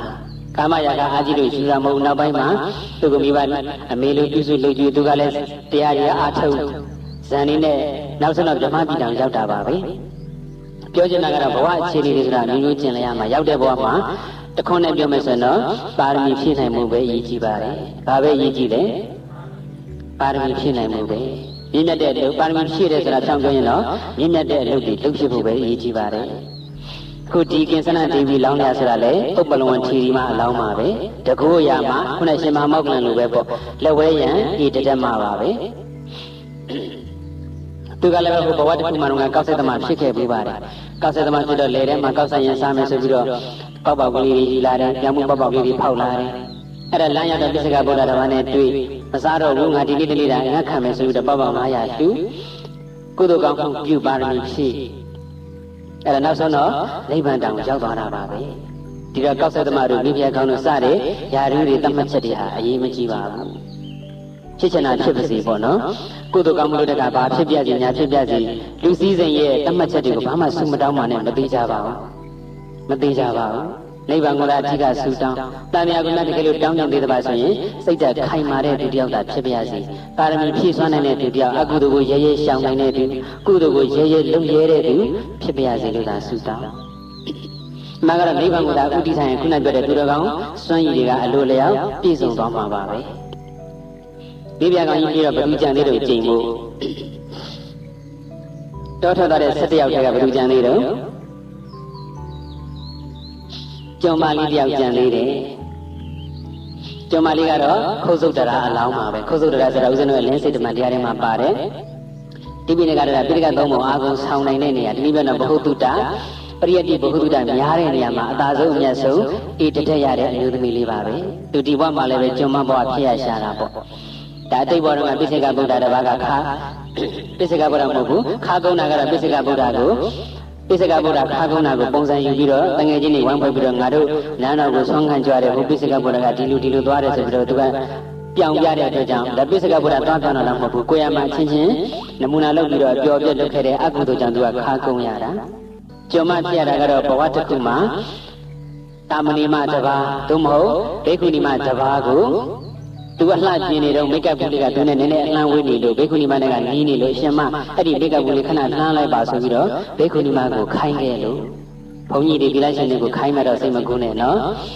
်အဲ့ဒီလိုတခဏလေးခိုင်းခဲ့တဲ့ပြန်အဲ့ဒီအကုသိုလ်ကကျူးပြီးတဲ့ဘဝတနည်းပြောတော့ဘဝ900ပတ်လုံးကျွံဖြစ်ရတယ်တဲ့ကိုယ့်တဲ့အသက်သိက္ခာဂုံဝါကြီးတဲ့ပုဂ္ဂိုလ်သွားခိုင်းရင်တော့ကျွံဖြစ်ရမှာပဲနော်အမေရေးသမီးမရှိတော့ကလေးပကလေးထွဲပေးလိုက်ပါအောင်ကလေးပြီးကုန်းလိုက်ပါအောင်လည်းမခိုင်းကြဘူးလားခိုင်းရင်လည်းခိုင်းကြပေါ့နော်အဲ့ဒါနဲ့ခုတ်သုတ်တာထီဘာလောင်ကျွမ်းမလေးကလည်းကြည်မယ်နဲ့ကျွန်ုပ်ဒီကြားဆရာရုပ်တွေကိုလုံးဝမခိုးရရအမှန်မှာတကယ်လို့များခိုးခဲ့ပြီးရှိတော့ယသိများစွာစုဝေးနေတဲ့ပရိသတ်ရဲ့အလယ်မှာယသိတွေစားတော့သုံးဆောင်နေတဲ့အာဟာရတွေကိုမရှက်မကြောက်ရဲရဲတင်းတင်းဝင်နှိုက်ပြီးတော့စားနိုင်တဲ့ယသိမှဖြစ်ပါစေတဲ့ဘုံကံကြီးမားတဲ့ယသိမှဖြစ်ပါစေတဲ့တကုတ်ရှိတဲ့ယသိတွေအများကြီးစုဝေးပြီးတော့စားတော့နေတဲ့နေရာမှာသူကလည်းတကုတ်ရှိလို့ဆိုပြီးတော့ဒုဒုကောင်းပဲရှင်ပြီးတော့စားနိုင်တဲ့ယသိမှဖြစ်ပါစေတဲ့ဒါကသူကကြုံမှဖြစ်ခဲ့တာဆိုတော့အိမ်ဒီအလုသမားကြုံလေးရဲ့သဘောတရားကအရှင်သခင်နေနဲ့တခြားလူတွေနဲ့တစုတဝေးတဲ့ထိုင်ပြီးတော့စားတာကိုသဘောမကျဘူးမကြိုက်ဘူးမစားရဘူးမစားချင်ဘူးပေါ့အဲ့တော့သူမဖြစ်ချင်တဲ့ဟာကိုပဲကျင့်လိုက်တာပါပဲပြီးတော့သူကယသိမဘွားတကိုးကြီးတဲ့ယသိမဘွားဖြစ်ပါစေလတ်လာပါကြီးပြီးတော့အကြောင်းကြောင့်အံ့ဩဖွယ်အမှုကိုပြုတဲ့လူလည်းဖြစ်ပါစေတနည်းအံ့ဩဖွယ်ခုဟနာအလုဆိုတာကတော့ပါဠိနဲ့နီးစပ်တဲ့ပုဂ္ဂိုလ်တော်သဘောပေါက်တာပေါ့ခုခေတ်အများနာလဲအောင်မြန်မာလိုပြောရမယ်ဆိုရင်တော့အကြံအဖန်ပေါ့လတ်လာပါတီးတော့အကြောင်းကြောင့်အကြံအဖန်ဟောစရာတွေဖန်တီးတဲ့ယသိမှဖြစ်ပါစေတယ်။ဘဲစွမ်းစားတာတို့ရေစွမ်းစားတာတို့ဘာလို့ဆိုတာကအကြံဖန်နေမဟုတ်ဘူးလားအကြံအဖန်နေလတ်လာပါတီးတော့အကြောင်းကြောင့် လှုပ်တဲ့အလုပ်တွေတယ်လောကမှာပရိဒါစားတဲ့လူတွေပါလည်းမရှိဘူးလားထူဆန်းအံ့ပေါ်ဒီမှာအဲ့ဒီကောင်လေးပရိဒါစားတဲ့ကောင်လေးကဘုန်းကြီးဝတ်လို့ရှိရင်တော့ပရိဒါဆောင်ကိုတော့ဆိုပြီးနာမည်ကြီးအောင်ပါဘာမှမဆန်ဘူးတဲစားတာတဲကြိုက်လို့တဲစားတာဘာဆန်းလို့သူတဲကြိုက်လို့သူတဲစားတာသူရေပဲကြိုက်လို့ရေဆွမ်းစားတယ်ရေစားဆွမ်းကိုမဟုတ်ဘူးတဲဆိုတာလည်းဆွမ်းမဟုတ်ပါအဲ့ဒါတွေကအကြံဖန်နေပါပဲလာလာပါပေါ်များခြင်းလို့ထင်ရှားကြော်ကြခြင်းလို့ဆိုပြီးတော့တက်လို့စားရင်လေအကြံဖန်ပဲကိုယ်ဘာသာကိုကုသိုလ်ရခြင်းလို့စားတာမျိုးကိုယ်ဘာသာကိုမေတ္တာပွားခြင်းလို့စားတာမျိုးကိုယ့်အကိုရည်ရွယ်ချက်ကောင်းကောင်းနဲ့စားတာမျိုးတော့ရည်ရွယ်ချက်ကောင်းကောင်းနဲ့တက်လို့စားတာကတော့အပြစ်မရှိပါတချို့ကြတော့ရှိတယ်တက်လို့စားတဲ့ဘုန်းကြီးတွေနာမည်ကြီးတဲ့ဟင်ကလည်းပဲတက်လို့စားမယ်ဆိုပြီးတော့စားတာတွေမရှိဘူးလားရှိတယ်ဦးဇင်းတို့သာသနာ့ဘာတော်ကဘုန်းကြီးတစ်ပါးတွေ့ဘူးတယ်ဒါဘုန်းကြီးပြတ်မှားတာမဟုတ်ပါဘူးရှိတတ်တဲ့လောကရဲ့သဘာဝပြောတာဆရာတော်တစ်ပါးကတက်လို့စားတယ်ပရိကြီးတွေဆူတယ်နာမည်ကြီးတော့သူလည်းပဲပရိကြီးဆူတဲ့ဆရာတော်ဖြစ်နေနာမည်ကြီးကျင်တော့သူရွတ်တဲ့ပရိဆူအောင်ဆိုပြီးတော့တက်လို့စားတယ်အဲ့ဒါစားတာပရိကဂရတိမဆူလို့ဆိုပြီးတော့စိတ်ညစ်ပြီးတက်လို့ဖြတ်လိုက်တယ်ဘယ်လောက်များစိတ်ဓာတ်ခိုင်နေတယ်လဲဆိုတာနော်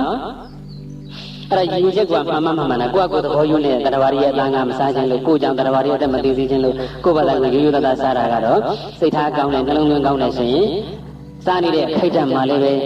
ဲစိတ်ကောင်းနှလုံးကောင်းလေးနဲ့ဘာဝနာလေးပွားပြီးတော့စားမယ်ဆိုတော့ကုသိုလ်ရတာပါပဲ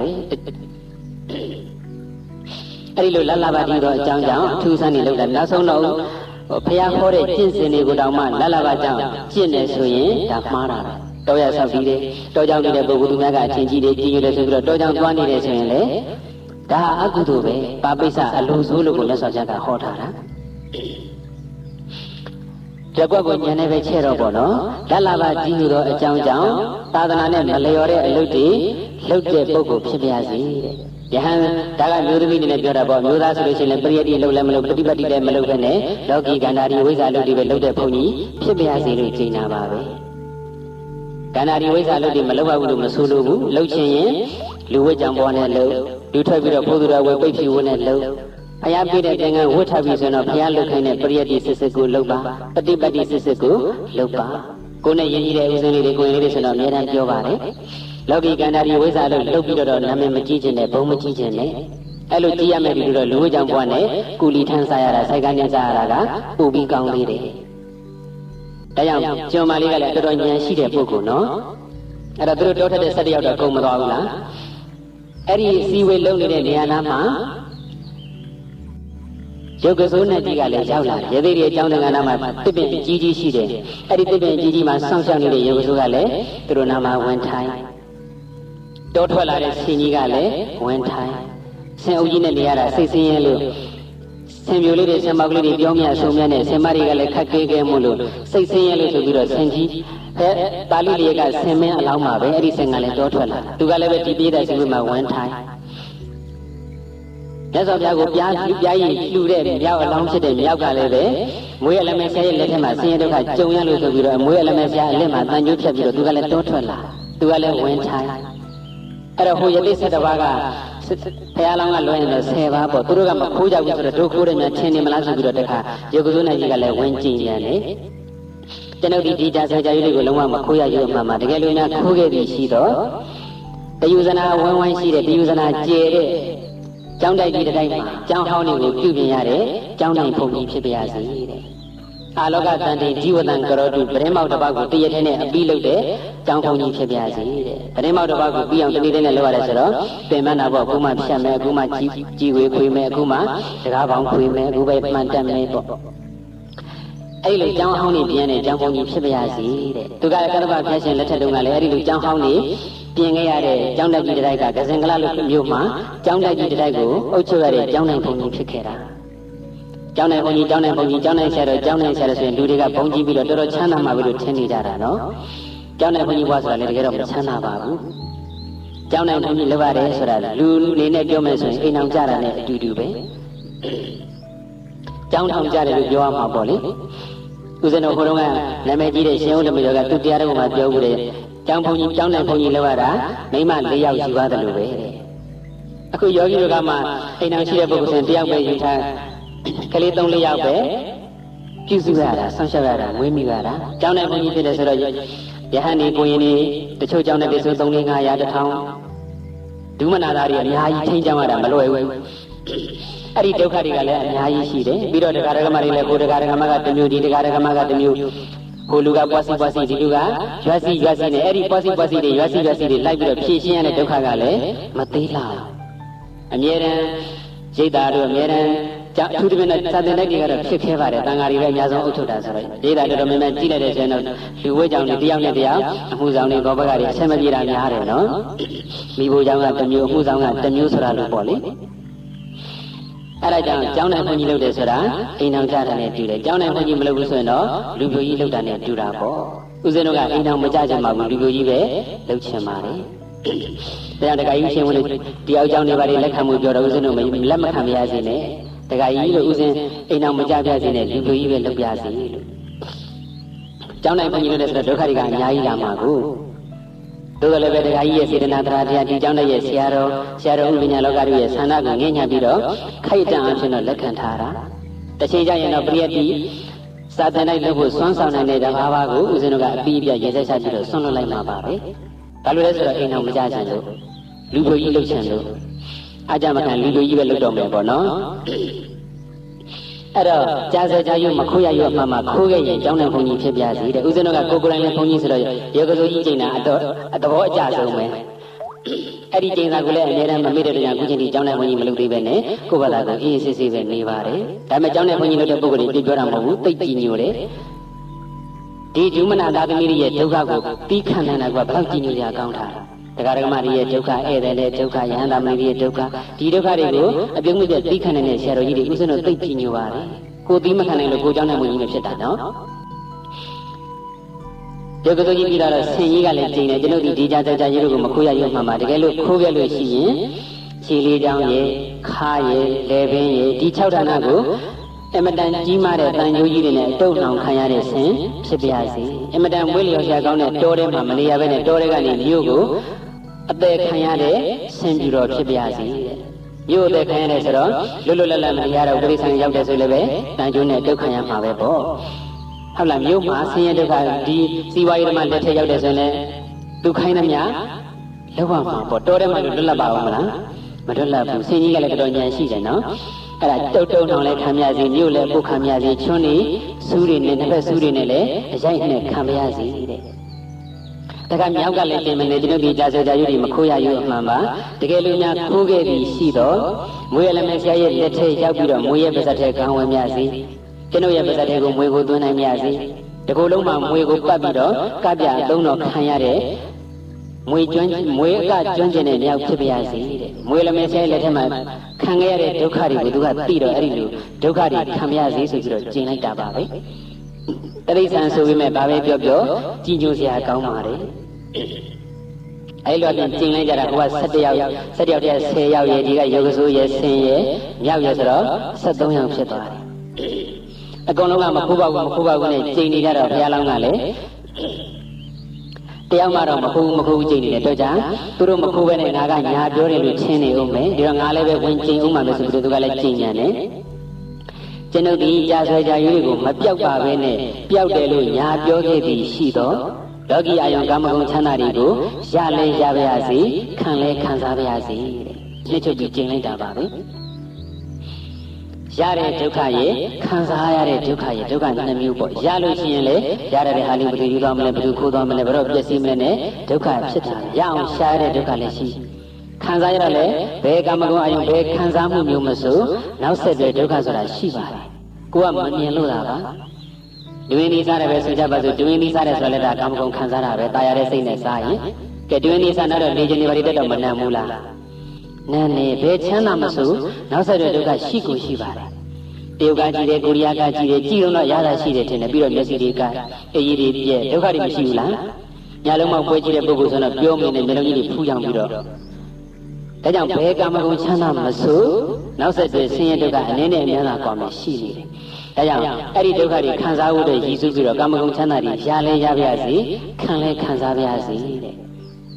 အဲ့တော့မှတရားမင်းကြီးကထိတ်လန့်တုန်လှုပ်သွားတာပေါ့သူတို့ကျင်ရတဲ့အထက်မှာကာမဂုဏ်ချမ်းသာခံစားဖို့ဆိုတာဒီပါတဲ့အပြင်ပြီးကြနေတဲ့ဘာပါသေးလဲဆိုတော့အရှင်မမောက္ကလန်လောင်းယသိကျင်တဲ့အထက်မှာကာမေတုတိဗ္ဗံကုရုတံအပက္ခံ ကာမဂုဏ်တွေပေါ်မှာငဲ့ကွက်မှုအားကြီးတဲ့ဖြစ်ပြစေတနည်းအားဖြင့်တန်ရောစဉ်ကြီးတဲ့ဖြစ်ပြစေတာမန်တန်ရောစဉ်ရှိတဲ့ပြည်နဲ့ရောစဉ်ကြီးတဲ့ပြည်တန်ရောစဉ်ကြီးတဲ့တွေကပို့ပြီးတော့ဒုက္ခများတာပေါ့ဒါကြောင့်ဒုက္ခတွေပိုများပြစေလို့ကျင့်တာအရှင်မဟာကတ္တဗလောင်ကျင့်တဲ့ထဲမှာလည်းဘာမှလည်းဆိုတော့ဝယံအပတ္တံဂရမဝတတုတဲ့အရွယ်ကိုမကြည့်ဘဲနဲ့အိမ်မှာနေတဲ့သူဖြစ်ပါရစေတဲ့လူဝိကြောင့်ဘဝကကိုယ်အရွယ်ကိုကြည့်ပြီးတော့မှအိမ်မှာနေရတာပါအသက်အရွယ်ကကြီးနေပြီအင်ရဒီနာလူပံကိုဆွန့်ပြီးတော့ယဟန်ပြုရမယ်အရွယ်ရောက်နေပြီဒါပေမဲ့ယဟန်မပြုနိုင်သေးဘူးဘုန်းကြီးမဝတ်နိုင်သေးဘူးဆိုရင်အရွယ်ကိုမကြည့်ဘဲနဲ့အိမ်မှာနေတာပဲအဲ့တော့အရွယ်ကိုမကြည့်ဘဲနဲ့အိမ်မှာနေတဲ့သူဖြစ်ပါစေဆိုတာကယဟန်ဘဝကိုယဟန်ဘဝပြုရမယ်အရွယ်ရောက်ရတဲ့ယဟန်မပြုပဲအိမ်မှာနေတဲ့သူဖြစ်ပါစေလို့ကျင့်တာဘယ်လောက်ကြည်နေကြကောင်းတာအများစုသူတော်ကောင်းအများစုအလောင်းလျာတွေပါမီဖြည့်ကြတဲ့အခါမှာဘဝရဲ့နောက်ပိုင်းချိန်တွေကိုယဟန်ဘဝနဲ့ကုံဆုံးကြတာများပါတယ်အဲ့တော့ဒီနေရာမှာတကူဘုန်းကြီးဝတ်တာမျိုးမတတ်နိုင်တဲ့တောင်မှအရွယ်ကိုကြည့်ပြီးတော့အိမ်မှာနေတယ်ဆိုတာအိမ်ဆိုတာကာမဂုဏ်အိမ်မှာပဲအရွယ်ကိုမကြည့်ဘဲနဲ့ကာမဂုဏ်ချမ်းသာခံစားတဲ့သူဖြစ်ပြစေလို့ဆိုလိုတာတချို့ကကိုယ့်အရွယ်နဲ့မတန်တဲ့ကာမဂုဏ်ခံစားနေတဲ့သူတွေလည်းရှိတယ်အသက်က60ကျော်နေပြီမိတ်ကအဖွေသားနှခမ်းကြီးအရဲသားမရှိဘူးလားရှိတယ်ပြောတော့ဒကာကြီးတယောက်တော့တတိယတဲ့ဦးဇင်းတို့ကိုသိက္ခာထားတဲ့ယဟန်မိုင်းတယောက်ရဲ့အဖေအသက်85 86လောက်မှဆုံးသွားတာပါပဲအဲ့ဒါအဲ့ဒီကမကြီးကရှက်လို့သိရတာပါရှင်ပြတဲ့တတိတော်အဖေတရားနာခိုင်းလို့လည်းမရဘူးတရားအထုတ်ခိုင်းလို့လည်းမရဘူးတဲ့မဟာကဏ္ဍဦးရှေတော်ကြီးရဲ့ပဋ္ဌာန်း18ခွေနာဖို့ဆိုပြီးတော့အဖေပေးထားတယ်အခါမှမဖွင့်ရသေးဘူးတဲ့အဖေကဘာပြောတယ်လဲဆိုတော့နင့်ပဋ္ဌာန်းခွေကအချိန်မရွေးနာလို့ရပါတယ်တဲ့ဒီရဲကိုခွေကခွေသက်ထတုံကြည့်ရတာလေအဲ့ဒီတော့ကတော့ရဲကိုနဲ့လင်းစားနေဆိုခက်စားတဲ့အချိန်ကိုအဲ့ဒါတနေ့လုံးတညဆိုရင်အဲ့ဒီအဖေရဲ့အသက်86အတွက်ကိုဗီဒီယိုခွေ3ခွေလောက်အားပေးရအဲ့ဒါ3ခွေစက်တိုက်ကြည့်မနေ့ကမှတနေ့လုံးအိတ်ပေါ့အဲ့ဒီလိုနဲ့ပဲပြေဆုံးသွားရတာပါအဲ့ဒီလိုပုဂ္ဂိုလ်တွေလောကမှာအများကြီးမရှိဘူးလားရှိတယ်ဒါကြောင့်ကိုယ်အရွယ်ကိုညာလူပေါင်းမှာနေရမယ်ဒါချက်ပြောမယ်ဆိုတော့အများကြီးပါပဲအချိန်သိမ့်မြလို့မချက်တော့ဘူးနောက်တစ်ခါရှင်အာနန္ဒအလောင်းဟိုဘာနဲ့လို့မဟုတ်တငယ်ချင်းအလောင်းကျိန်တဲ့တငယ်ချင်းယသိကျိန်တဲ့ထဲမှာလဲအဝိဒရာကိုမရဏံဥပိတုတဲ့ကိလေသာတန်းလန်းနဲ့ပတ်သားစရာကောင်းတယ်ဝတ္တိဟာအိမ်မှာပဲအမြဲတမ်းနစ်မြုပ်နေတယ်လို့လူနေတယ်လို့ကာမဂုဏ်ကြီးတော့ရှင်းညွန့်နေမှာပဲလူပြီးတော့သိပါရစေတဲ့တနည်းပြောတော့ဝတ်သိသိပါရစေလို့ဆိုလိုတယ်ဒါကမှဝတ်သိရဲ့လူသိရဲ့လို့သိတာတမျိုးရှိတယ်ယောဂီတို့ကဘာသိနေသိချင်တော့ကာမဂုဏ်အာယုံကိုခံစားရင်းနဲ့ကာမဂုဏ်အာယုံကိုတန်းတရင်းနဲ့သေသွားရင်တော့သာတန္တသမီးတန္တဟိုအာယုံတန္တဒီယုံတန္တဟိုပြောတန္တဒီအပါတန္တပြီးတော့သေသွားရင်တော့ဝတ်သေးသေးတာပဲလူဆိုတာကုသိုလ်ကြောင့်လူဖြစ်လာတာမဟုတ်လို့ကုသိုလ်အာယုံလေးတစ်ခုခုနဲ့သေသွားရင်တော့လူသေးသေးတယ်လို့ခေါ်တယ်ဒါကြောင့်ဝတ်သေးမသေးပါစေနဲ့လူသေးသေးအောင်ကြိုးစားကြပါနောက်တစ်ခါဘုရားလောင်းကျင့်တဲ့ထဲမှာလေအဂါရမစ္စေဝမရဏံဥပိတိတဲ့အိမ်ရဒီကြောင့်လူပေါင်းမှာပဲသိရပါစေတဲ့ရမဏိယမေဝပပ္ပဇံအလဘိတောမွေးလျော်စရာကောင်းတဲ့ယဟန်ဘဝကိုမရဘဲနဲ့လူဘဝမှာပဲသိပြစေဘဝနောက်ပိုင်းချိန်မှာယဟန်ဘဝနဲ့ရွတ်ထုတ်ပြစေလို့ဆိုလိုတာပါဒါပေမဲ့လို့တခုတော့တောင်းပါပါစေတရင်စာကြော်ညာတဲ့ပါသူတော့မဖြစ်စေနဲ့အရှင်ဘသူတဲ့တက်တော်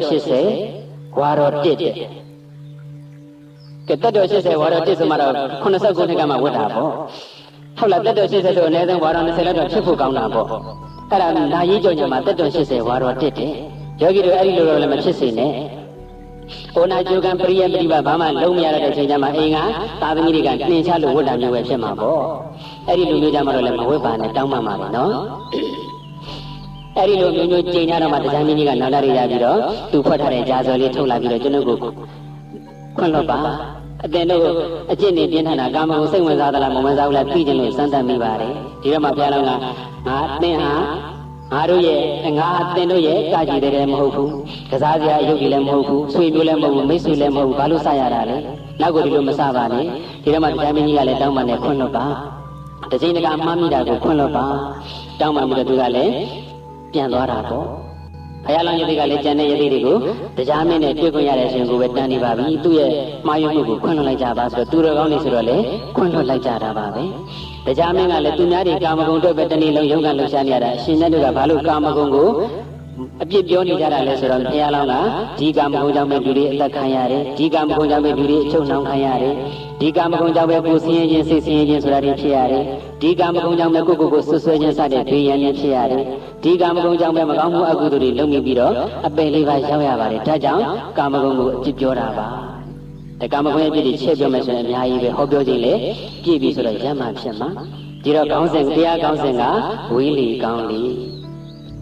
ဟိုင်ဝေးလမ်းကြီးတွေတွားလာလို့ရှိရင်ကြောက်တင်တဲ့ကားကြီးတွေတို့တစ်တင်တဲ့ကားကြီးတွေနောက်မှာဝေးလေကောင်းလေဆိုပြီးတော့ရေးထားတာအဲ့ဒီနောက်ကကတ်လိုက်မယ်ဆိုရင်တစ်တုံကြီးပြည့်တယ်ဆိုရင်လည်းကားပိန်သွားမယ်ကြောက်တုံကြီးပြုတ်ကြတယ်ဆိုရင်လည်းကားပျက်စီးသွားမယ်ကာမဂုဏ်အာယုန်ကြီးတော့ကုန်တင်ကားကြီးတွေနောက်ကကိုယ်ကတ်လိုက်မယ်ဆိုရင်တော့ဟိုကကာမဂုဏ်ချမ်းသာတိုင်းမှာဒုက္ခဆိုတဲ့တစ်တုံကြီးတွေဒုက္ခဆိုတဲ့ကြောက်တုံကြီးတွေဝန်တုပ်ဝန်ပိုးတွေကအမြဲတမ်းရှိပါတယ်အဲ့ဒီဝန်တုပ်ဝန်ပိုးတွေပြီးတော့ဒုက္ခရောက်နေတယ်ဒါကြောင့်ဝေးလေကောင်းလေဆိုတဲ့စကားလုံးလေးတွေရေးထားတာကကတ်မလိုက်နဲ့တဲ့ဒါကြတော့ကာမဂုဏ်ချမ်းသာရဲ့နောက်ကခွာလိုက်ရမှလားကတ်လိုက်ရမှလားကာမဂုဏ်ရဲ့ပြစ်ကိုဆင်ရင်မယ်သွားရနေစဉ်ရနေစဉ်ထိုင်နေစဉ်လျောင်းနေစဉ်တတိပဒံမှတ်လေးနဲ့နေမယ်မလွဲတာလို့ခံစားတော့မှတရားလေးကြမ်းကြမ်းပြီးခံစားမယ်ဆိုရင်တော့ခွာလိုက်တာပေါ့ဒါကြောင့်ကတ်မလိုက်ပဲနဲ့ခွာလိုက်ပါကာမဂုဏ်ချမ်းသာမှန်သမျှကတော့ဝေးလီကောင်းလီပါပဲဝေးလီကောင်းလီတရားကိုနာကြားကြရတဲ့တရားနာပိဋကများကာမဂုဏ်ချမ်းသာကိုမိမိတို့ရဲ့အတိုင်းတာအားလျော်စွာဆွန့်လွတ်နိုင်ကြပါစေလုံးဝမဆွန့်လွတ်နိုင်တော့မှဒီကာမဂုဏ်ချမ်းသာကြောင့်ကိလေသာတရားတွေအကုသိုလ်တရားတွေမတိုးပါစေဘဲနဲ့ကုသိုလ်တရားတွေတိုးပါအောင်ပါရမီတရားတွေတိုးပါအောင်ကြိုးစားအားထုတ်နိုင်ကြပါစေကြိုးစားအားထုတ်နိုင်ကြတဲ့အတိုင်းလည်းပဲဝိပဿနာဉာဏ်နဲ့ဆင့်ဆင့်တက်ဉာဏ်ပညာတွေဆင့်ဆင့်တက်ပြီးတော့နိဗ္ဗာန်ချမ်းသာကိုဒီဘဝဒီခန္ဓာနောက်ဆုံးဖြစ်နေမျက်မှောက်ပြုနိုင်ကြပါစေလို့ဆုမကောင်းတောင်းရင်တဲ့ဥစ္စနိရဲ့တရားကိုဒီနေရာမှာပဲနေကုန်ချုပ်ပါတော့မယ်တရားနာပိဋကများအားလုံးလက်ဥချီထားကြပါအရေးအကြီးဆုံးစကားတစ်ခွန်းနဲ့နေကုန်ချုပ်ပါမယ်အပမဒေနတံပါတိထာအပမဒေနမမိတ်မလဲရောမပေါ့မဆပြင်းပြထက်သန်မှန်ကန်သောတတိတရားဖြင့်တံပါတိထသီလသမာဓိပညာဥသောသောသိက္ခာ၃ပါးတို့ကိုယ်စီကိုယ်ငါပြည့်စုံအောင်ကြိုးစားအားထုတ်နိုင်ကြပါစေကုန်သတည်း